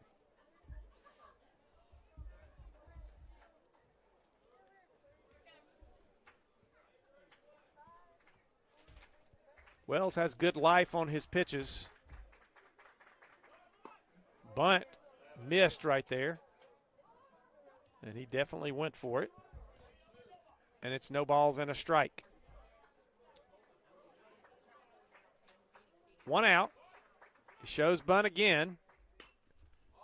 Gets it down foul. No balls and 2 strikes. A lot of times you won't see sacrifice attempts with 1 out in the inning. But in this case, Tim Fanning trying to get that runner over to third base and get him in with a 2-out hit. The 0-2 pitch from Wells. Shows bunt again with 2 strikes, pulls it back, and that's ball 2. Or excuse me, ball 1. It's 1 ball, 2 strikes.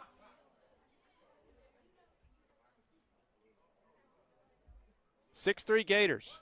Shows bunt again, pulls it back, takes ball 2.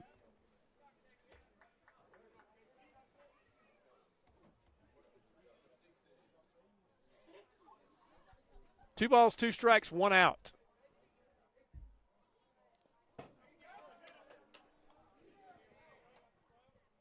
Wild pitch as that one gets by the catcher off the backstop hard. And it's 3-2 now. After being down 0-2, it's now 3-2. Northside brings the infield into the grass. The 3-2 pitch. Outside, ball 4. Good at bat from KP Andrews. And I'll put runners at the corners with 1 away and Logan Henderson at the plate. And the runner over at first base for the Gators will be Cam Dawson, running for the catcher. And a meeting at the mound. And it looks like we may be getting another pitching change. Let's see who we're getting here.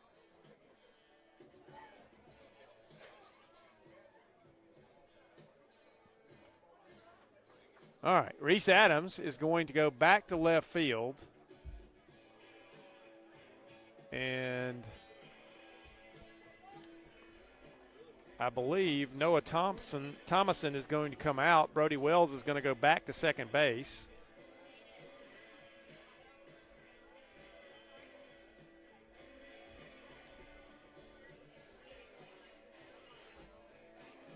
And the new pitcher is going to be Braden McKernan. And he's a side armor coming from down under. So a little bit different look for the Gators this time.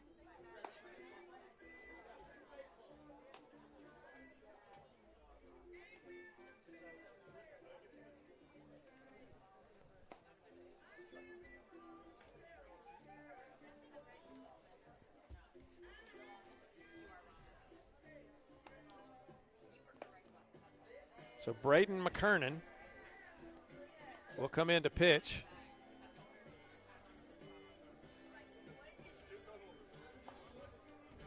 Doing some writing here on my score sheets to make sure I have the right people in the right place. Let's see, Reese Adams back to left field.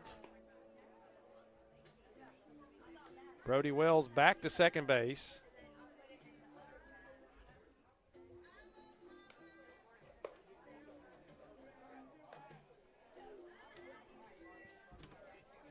And we're getting set here as McKernan is finishing up his warm-up pitches. Right-hander, tall, thin pitcher, bends over and comes from down about his thigh with his delivery. And so we're ready to go to get back to action here. And Logan Henderson will come to the plate. He'll face the submariner, Braden McKernan. And we have one out, and there are runners at the corners here in the fifth inning. It is 6-3 Glenwood at this point. Logan Henderson has a double and a run scored and a strikeout in his two previous plate appearances. And McKernan now will go to work. First pitch, bunted, a nice one. It's going to get a run home, so he squeezes a run in.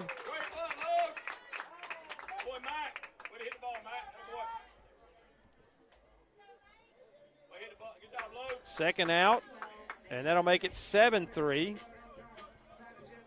And the runners move ahead, so the runner will be at second base now with two outs. And the top of the order comes back up in the form of Mason McCrane. All Mason McCrane did his last at bat. Oh, correction, they're going to put Mason McCrane on again.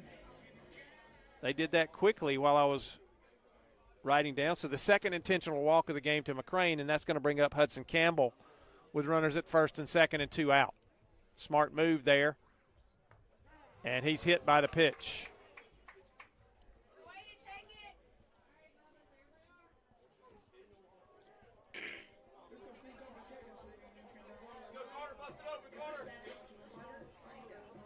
And Glenwood has now officially batted around in the inning. And Carter Judah will come back up. He reached on an error to begin the inning. And he takes strike one over the outside corner. Reached on an error and scored. He scored ahead of the home run by Cal Lawrence. Bases loaded. And he drills that one to right field. It's going to get down the right field line. He rounds first. That's going to be a double. And let's see. It's going to score two. So Carter Judah with a big two-run double with two outs here.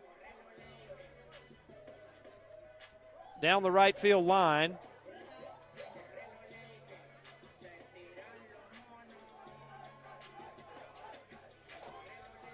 That's going to score McCrane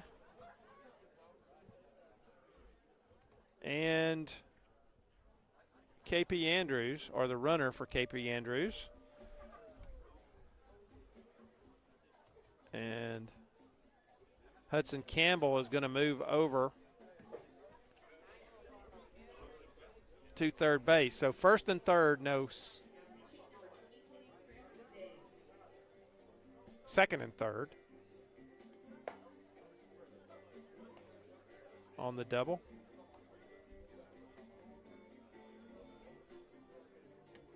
And now we're getting another pitching change for Northside. So Reese Adams, the jack of all trades for Northside, is going to move to third base. Javion Wyndham is going to move to shortstop, and the shortstop, Chris Biggs, will be in to pitch for the Patriots. Let's take a break, and we will come back in just a moment for the continuation of the fifth inning. My name is Sergeant Jason Swells, and this is my CVCC story. Class sizes were not too large. The professors in each class had time to talk. It was almost like a one-on-one experience. CVCC did prepare me for my career. They made sure you knew the subject before you walked out of the class, before you took the test. They dedicated 100% of themselves to it. I could say for anybody who's deciding or thinking about going into criminal justice, CVCC has got my vote all day long because they're on top of their game.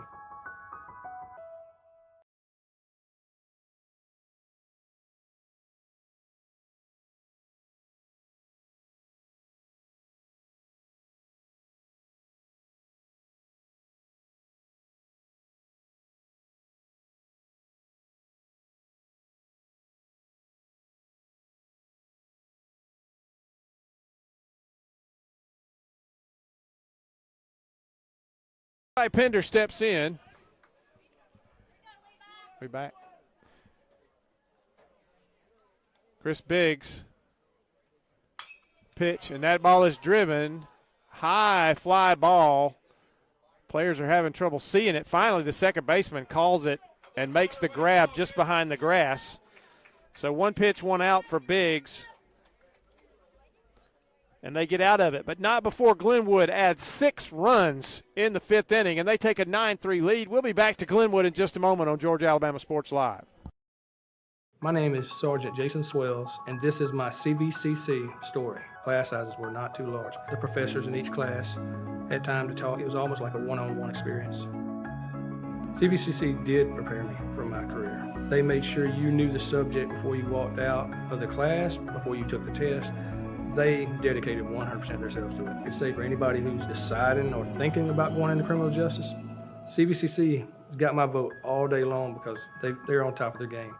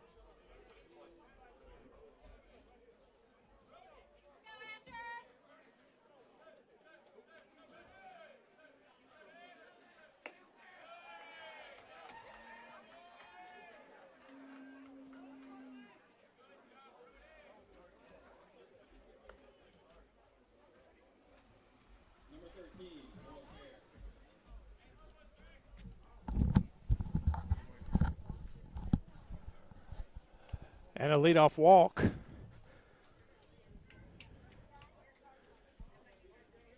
For Northside's Brody Wells here in the top of the 6th inning.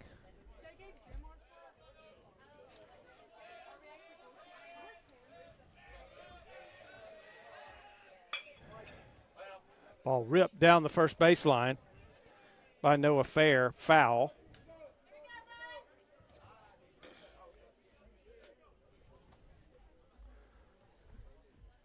Six big runs for Glenwood in the bottom of the 5th. Kind of has broken this game open a little bit, but Northside will not go away. You can trust me on that. Asher Long delivers. That ball fouled away. And it's 0-2. Asher Long in his 2nd inning of work.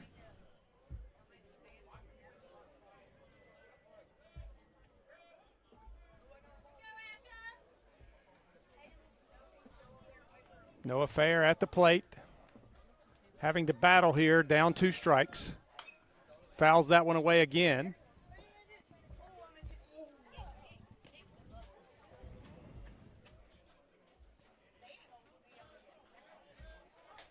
The venerable Steve Sparks coaching first for Northside down there. Been around a long time. The Sparks family, a great coaching family here in Columbus. And the 0-2 pitch is a breaking ball that stays up. And it's 1 ball and 2 strikes.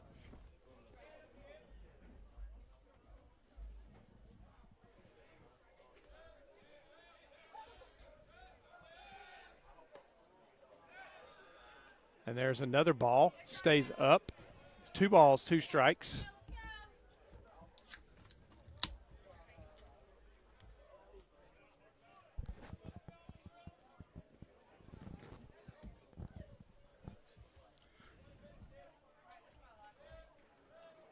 Long takes a look at the runner.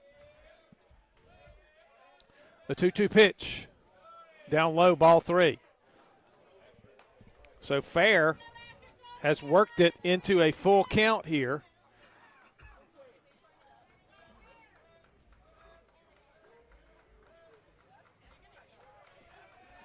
Runner goes, fouled away. Fair still fighting.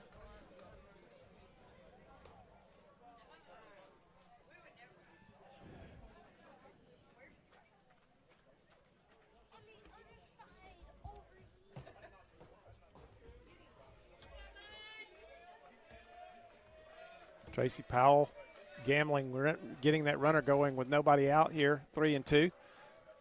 Good lead over there. Let's see if he starts him again. He does. Wells breaks. There's a high fly ball, deep center field. McCrane is back there at the wall, makes the catch. Just short of the wall. So Noah Fair gave it a ride, but not quite, a little bit too much height on it to get enough carry. And that'll bring up Reese Adams. Adams is 1 for 1 with a bunt single. He was pinch hit for while he was warming up to pitch and re-entered the game. So he's 1 for 1 on the day.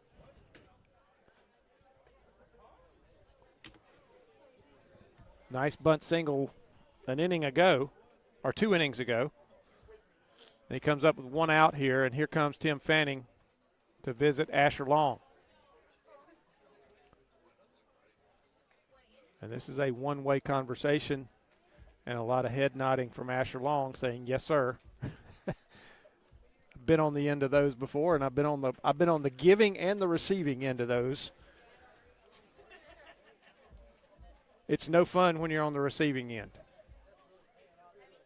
It's really no fun when you're on the giving end either, because you're pretty frustrated as a coach.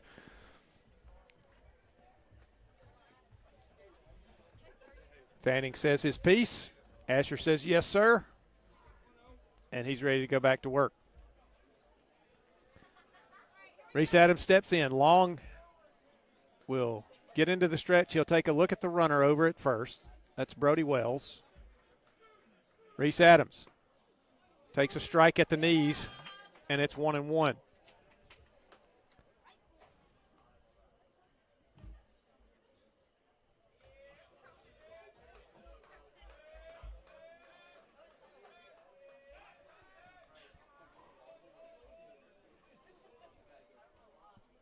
Throws over to first. Not close.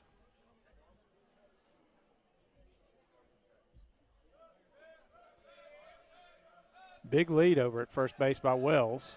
He's not going. Reese Adams drops down the bunt right back to the pitcher, though.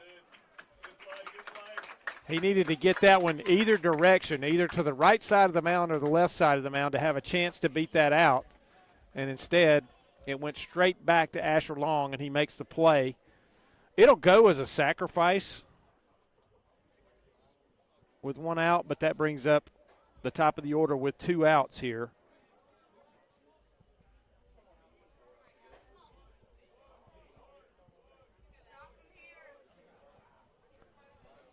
And Brody Wells at second base. Javion Wyndham reached on an error back in the 4th inning. Otherwise, he's hitless today. Only been on base that one time. Takes way high for ball 1.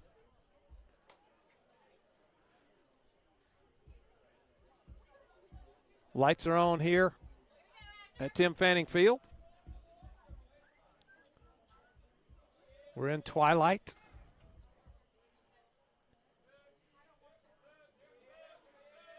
Wyndham takes a ball just off the plate outside, 2-0. Asher Long struggled a little bit with his control.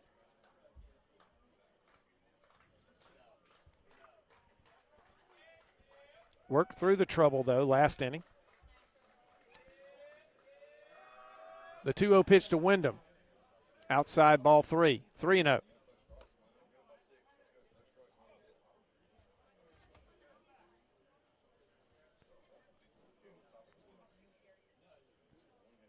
Sure Wyndham will be taking here.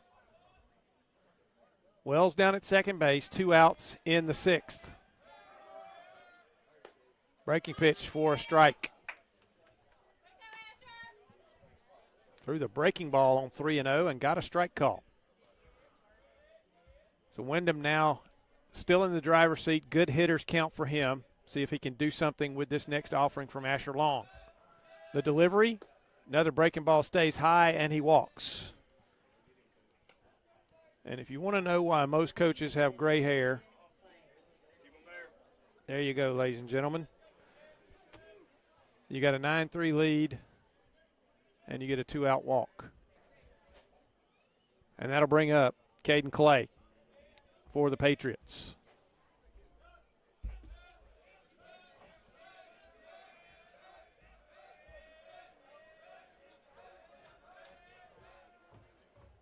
Long steps off, disengages.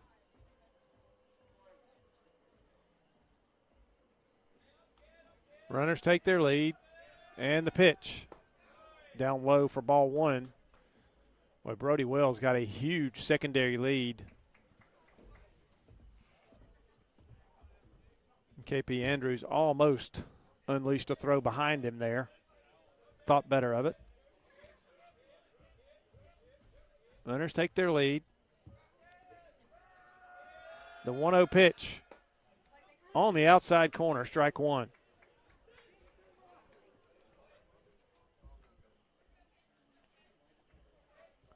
It's cooled considerably since the beginning of the game when the sun was out and it was nice and a beautiful February afternoon. Now it's a cool February night here in Phenix City, Alabama, or in the Lee County part of Phenix City, Alabama. Out here on Somerville Road.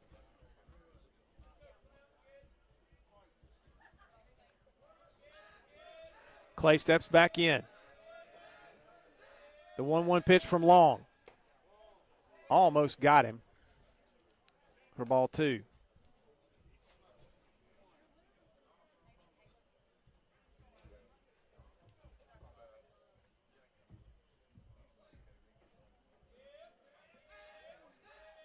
Long takes his time, gets his sign. He's into the stretch.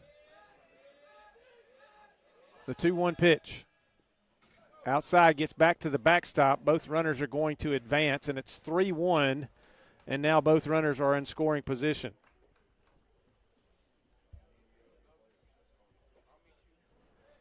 Two outs. We're in the top of the 6th inning.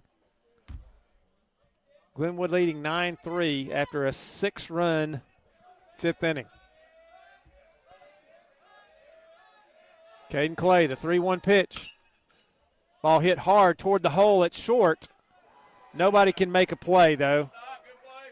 That's a base hit. That's going to score 1 for Northside.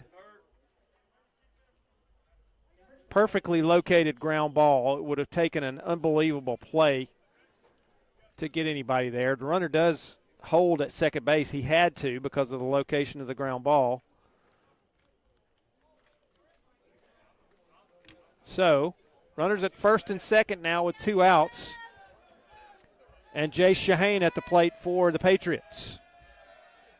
First pitch to him stays down for ball 1. 9-4 your score now. 2 outs, top of the 6th inning. Northside threatening to do some more damage here if they can get a 2-out hit. The 1-0 pitch. Down low again, ball 2.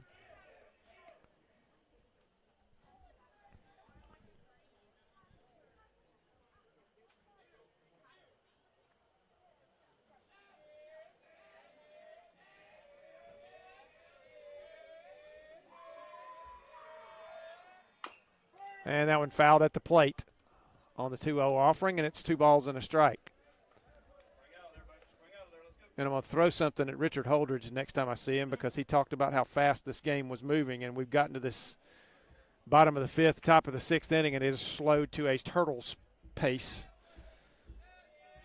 I got to remind him, you never do that at a baseball game. You never talk about how fast it's going because you end up going 15 innings in those games when you talk about it. That ball stays down, just missed, and it's 3-1 here in the 6th inning. Asher Long struggling a little bit with his command in this inning. Northside got 1 across. They're looking to increase that. Long's looking for a pitch to get out of it, and he walks him. And now the bases are going to be loaded.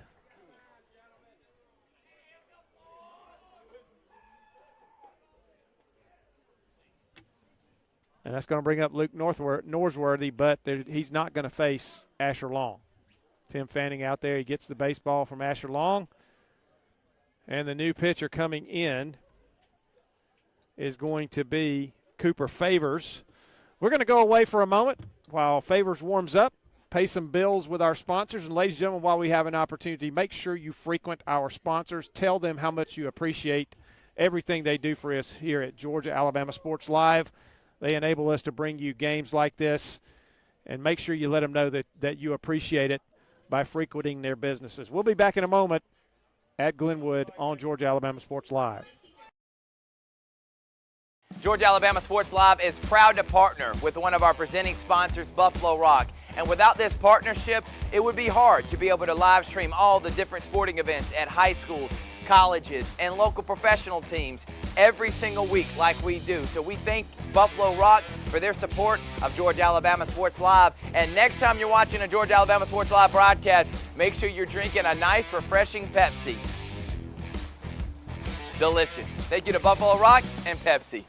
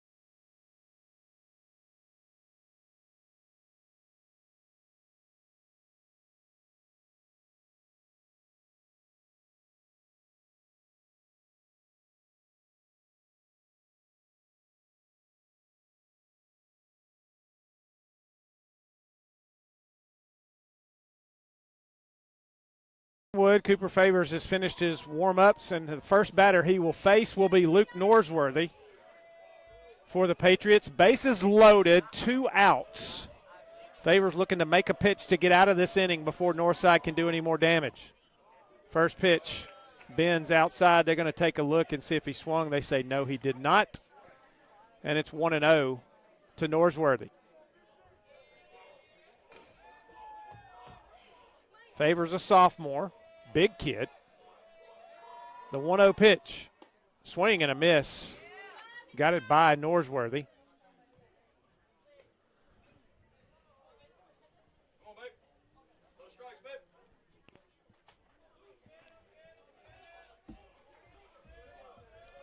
Norsworthy stands back in, favors the stretch. The 1-1 pitch. Swing and a miss. Good pitch. Sinking motion on that pitch, and Norsworthy unable to make contact, and now it's 1 ball, 2 strikes, and Norsworthy's going to have to scrap here to get something in play and try to get a run home. Favors trying to bail his teammate out, and the 1-2 pitch way outside, ball 2, a 2-2 count. Good job by KP Andrews there to save that one from going to the backstop. Deuces are wild on the board. 2 balls, 2 strikes, 2 outs. The pitch, Norsworthy, fly ball, right field line. Right fielder coming in and makes the play. Hudson Campbell going to grab it in foul territory. Favors gets out of it, so no further damage done.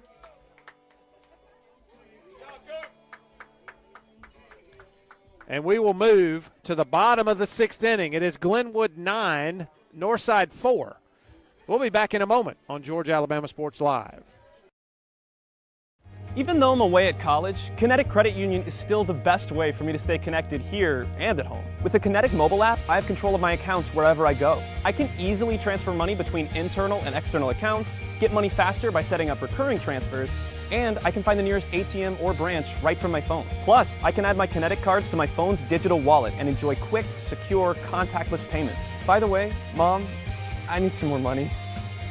Kinetic Credit Union, the energy for your dreams.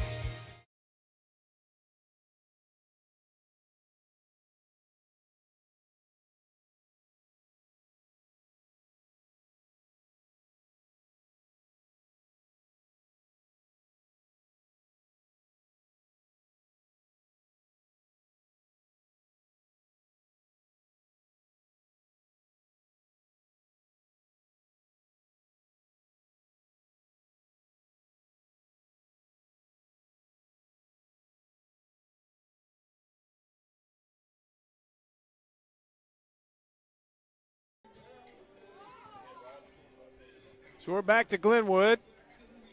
Gators about to come to the plate here in the bottom of the 6th inning. Chris Biggs on.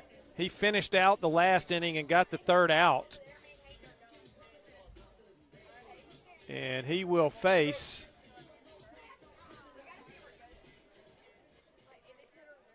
Wilkinson here to begin the 6th inning. Left-handed hitting first baseman, sophomore. First pitch from Biggs, a strike at the knees.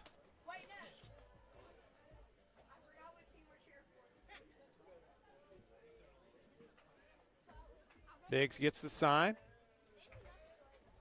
The 0-1 pitch. Inside, ball 1. 1-1. Gators trying to add to this 9-4 lead. The 1-1 pitch from Biggs, fouled off and off the catcher's mitt, back into the screen, and it's 1 ball, 2 strikes.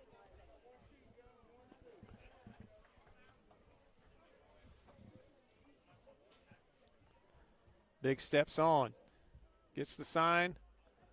The 1-2 pitch, changeup, bounces up there. And it's 2 balls and 2 strikes.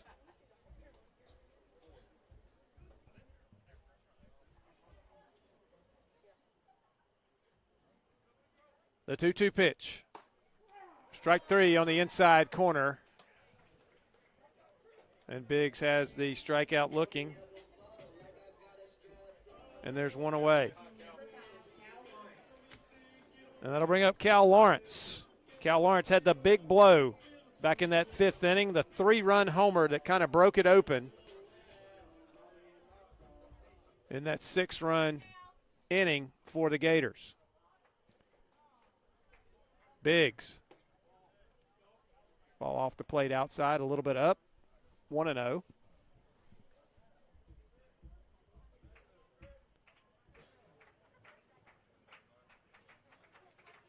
The 1-0 pitch.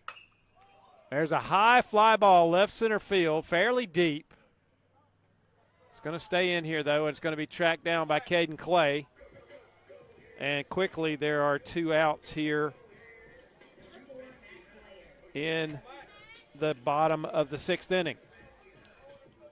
And that'll bring up Mac Blair. Blair on the day. It's gotten dark up here. I can't see my score sheet too well. Is 1 for 3 with a run scored. And he hits it way high out to left field. Left fielder tracking it over toward the line and almost overruns it, but makes the play. And a quick bottom of the 6th inning for Glenwood here. And we're going to move to the 7th. We're 3 outs away, or Glenwood is 3 outs away from remaining undefeated. We'll be back in a moment. It's Glenwood 9, Northside 4 on Georgia Alabama Sports Live. Hey, grab me one too.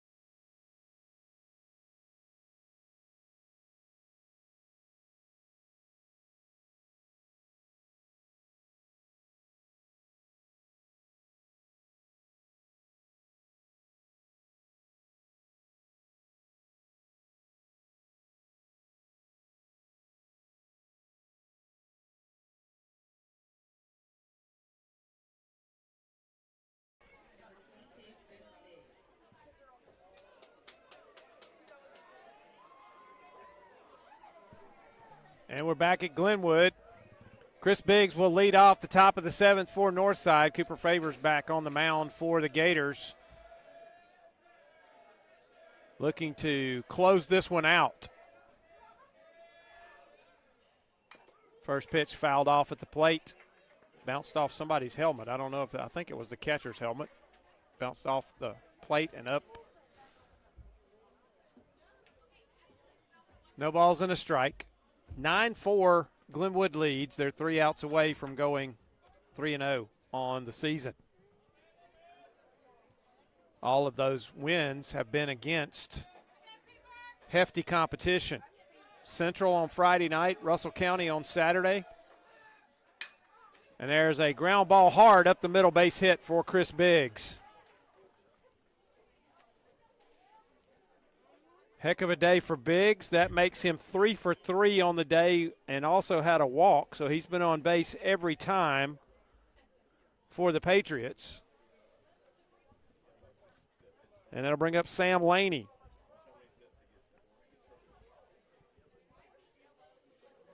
Laney singled and scored a run back in the 4th inning when Northside briefly took a lead. Fouls that one off down the right side.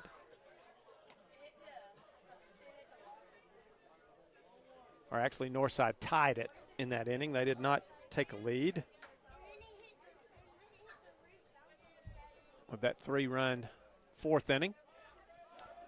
0-1 the pitch. Biggs at first. He has 2 stolen bases as well.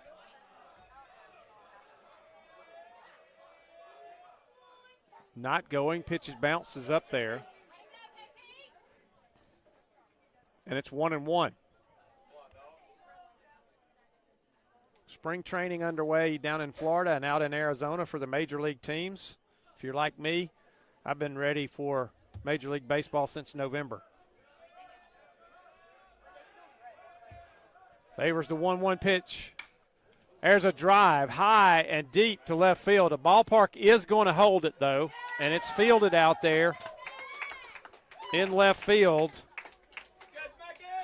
by Mac Blair. And that's 1 away. Hard hit ball, but again, too much height on it. And the cool air tonight, not conducive to the balls staying aloft. And that'll bring up Brody Wells.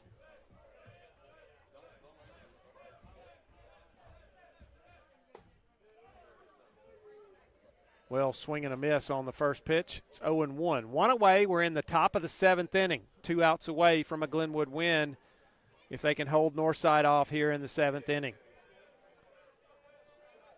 Favors the pitch. Bouncing ball down to third. He's going to have to go to first, his only play, and he does. Great play.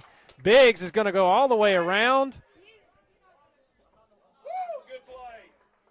And he's safe.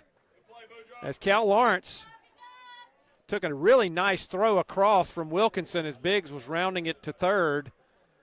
He took a nice throw from Wilkinson, but the ball was a little bit low, and as he went to make the tag, I think Biggs jarred it loose, and the ball was not in good possession, so he's safe at third. 2 away. Biggs over to third. And hit by the pitch is Noah Fair, so that's going to put runners at first and third, and another reason a coach will get gray hair prematurely when you're 1 out away and you hit a batter and give them another base runner. So the courtesy runner down at first base for Northside is Gabe Galarza again. And the Lego piece for Northside tonight, Reese Adams. He's played left field, he's played second base, he's pitched, and he's played third base. So just plug him in anywhere and he'll do the job. Takes ball 1 outside. At the plate, Adams is 1 for 1. He was hit by a pitch. Runner goes, and he'll be safe down at second base. 2 balls, no strikes. He had a sacrifice bunt. He was hit by a pitch, and he had a bunt single. So 1 for 1 is Reese Adams. The 2-0 pitch. Just off the plate inside, and it's 3-0.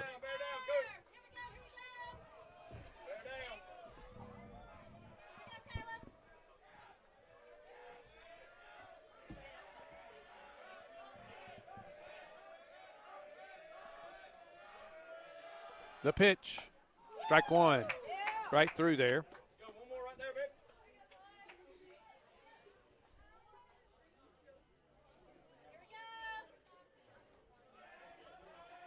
So Favors. 3-1 pitch. Adams can be selective. Bounding ball, knocked down over there at third base. No play's going to be made. That's going to be a base hit, another infield single for Northside. And they're going to score a run. So an RBI for Reese Adams. And Biggs is going to score another run.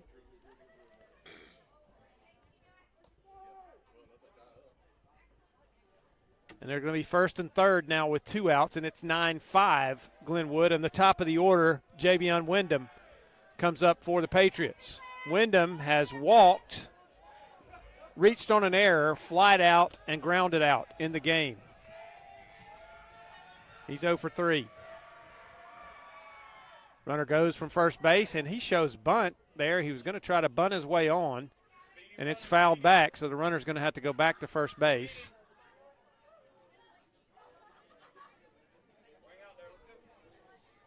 And it's strike 1 on Wyndham. A little unusual to put down a bunt with 2 outs in the 7th, unless you're sure you can beat it, and he does have the speed, that's for sure.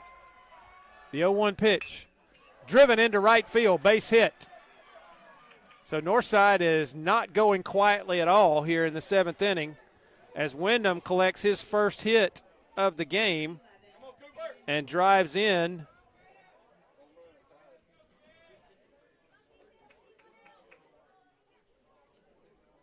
Noah Fair, or the Galarza, the pinch runner. And it's 9-6. And Caden Clay will come to the plate with runners at first and second.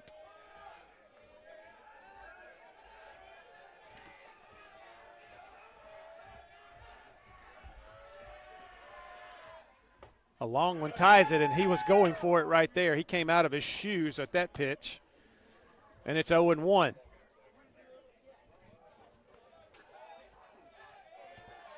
Clay would like nothing more to barrel up one here and drive it out of here.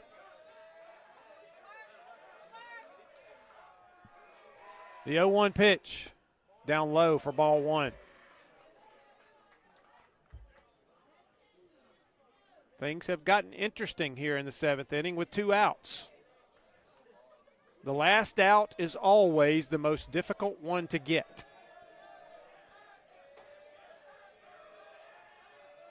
The 1-1 pitch. Outside. Oh, that's called a strike. Folks, I'm going to tell you from here, that looked outside. It looked off the plate. But it is 1-2. 1 ball, 2 strikes. Even the scoreboard put it up at 2-1. Bounces up there, 2 balls, 2 strikes.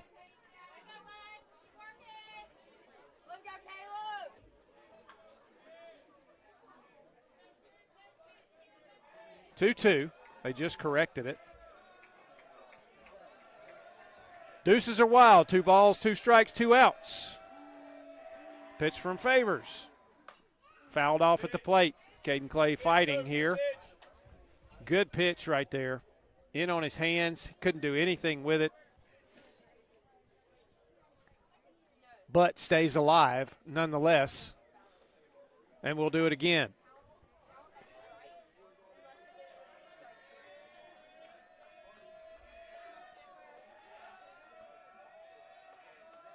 The stretch. 2-2 pitch. Way outside. 3 balls, 2 strikes. So everybody will be running now.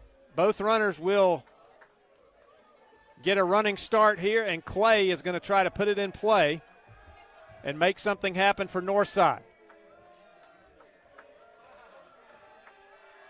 The merry-go-round starts. Ball is up, and he walks. And now, ladies and gentlemen, the go-ahead run will come to the plate for Northside.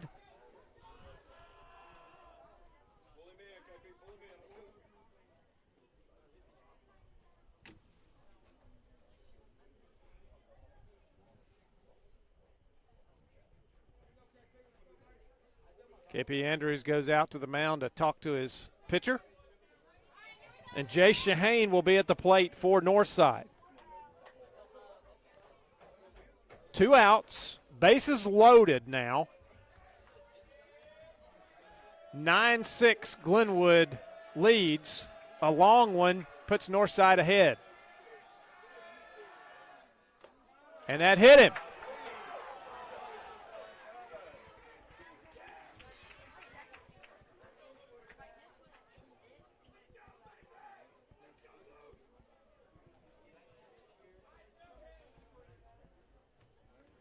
So it's 9-7. Tim Fanning out to the mound to have a word. Whole infield is on the mound. Favors is going to come out. Let's see.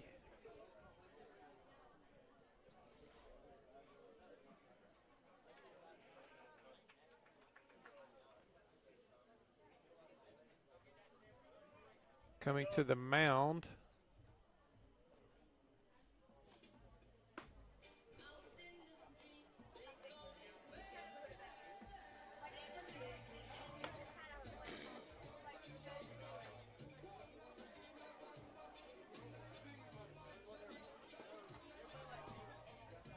That's going to be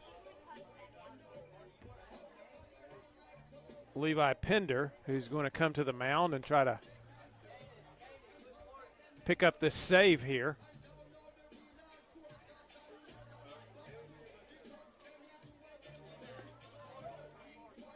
Cal Lawrence will move over to shortstop, and now playing third, I believe, if I saw the number correctly, is Trey Clarity.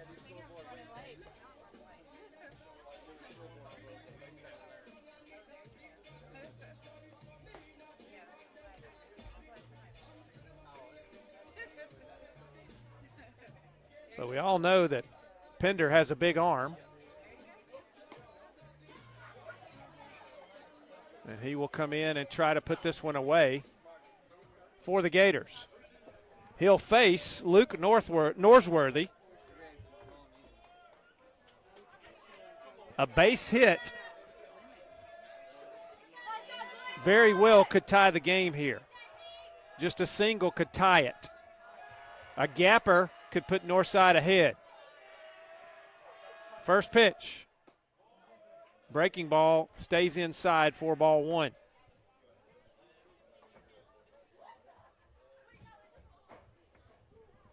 On the day, Norsworthy is 0 for 4. Takes ball two.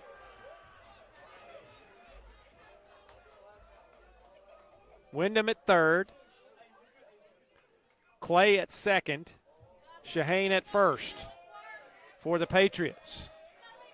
2-0 pitch on the way from Pender. Strike one. Very hittable pitch out over the outer half of the plate. Norsworthy took it. It's 2 balls and a strike.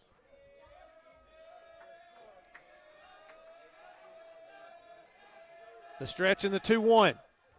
Swing and a miss. Blew it by him. Norsworthy was late on that one. And it's 2 balls and 2 strikes. So once again, deuces are wild on the board. 2 balls, 2 strikes, 2 outs. Top of the 7th, 9-7. Glenwood with the lead. The stretch and the pitch. Breaking pitch. Hit to the hole on the right side. Lawrence, and he's going to be safe. It's an infield single, and the inning is still alive. He put it in the right place. Lawrence did everything he could to make that play. Fielded it deep in the hole, made a good throw to first, but Norsworthy was able to get down there and beat it out.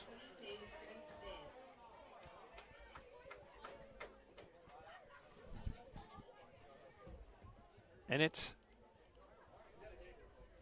now 9-8 with the bases loaded.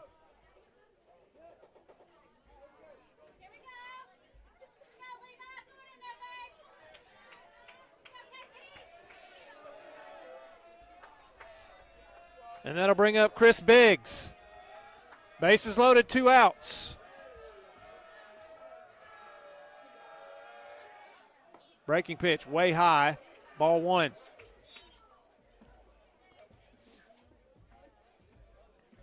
Biggs, not the guy Tim Fanning wanted to see at the plate in this inning. He is 3 for 3 today with a walk. And there's a high pop fly on the infield. It's going to be taken by the second baseman, and that's going to do it.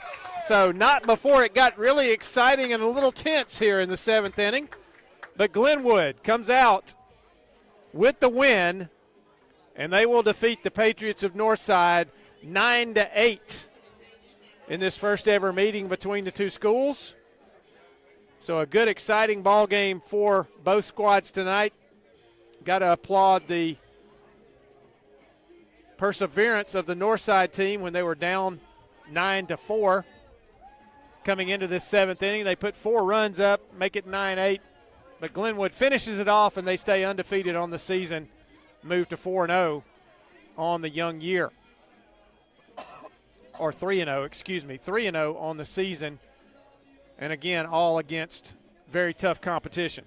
So congratulations to Glenwood. Congratulations to both teams on a well-played game tonight. We're going to get out of here. Thank you for joining us on Georgia-Alabama Sports Live. Remember to go to the Georgia-Alabama Sports Live page and catch all the action this week. We've got basketball action. We've got baseball action. We may have some softball action.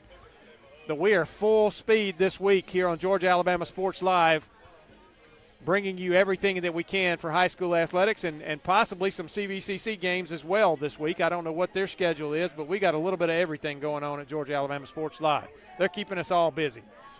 Have a great evening, ladies and gentlemen. Thank you for joining us. We'll see you again soon on Georgia-Alabama Sports Live.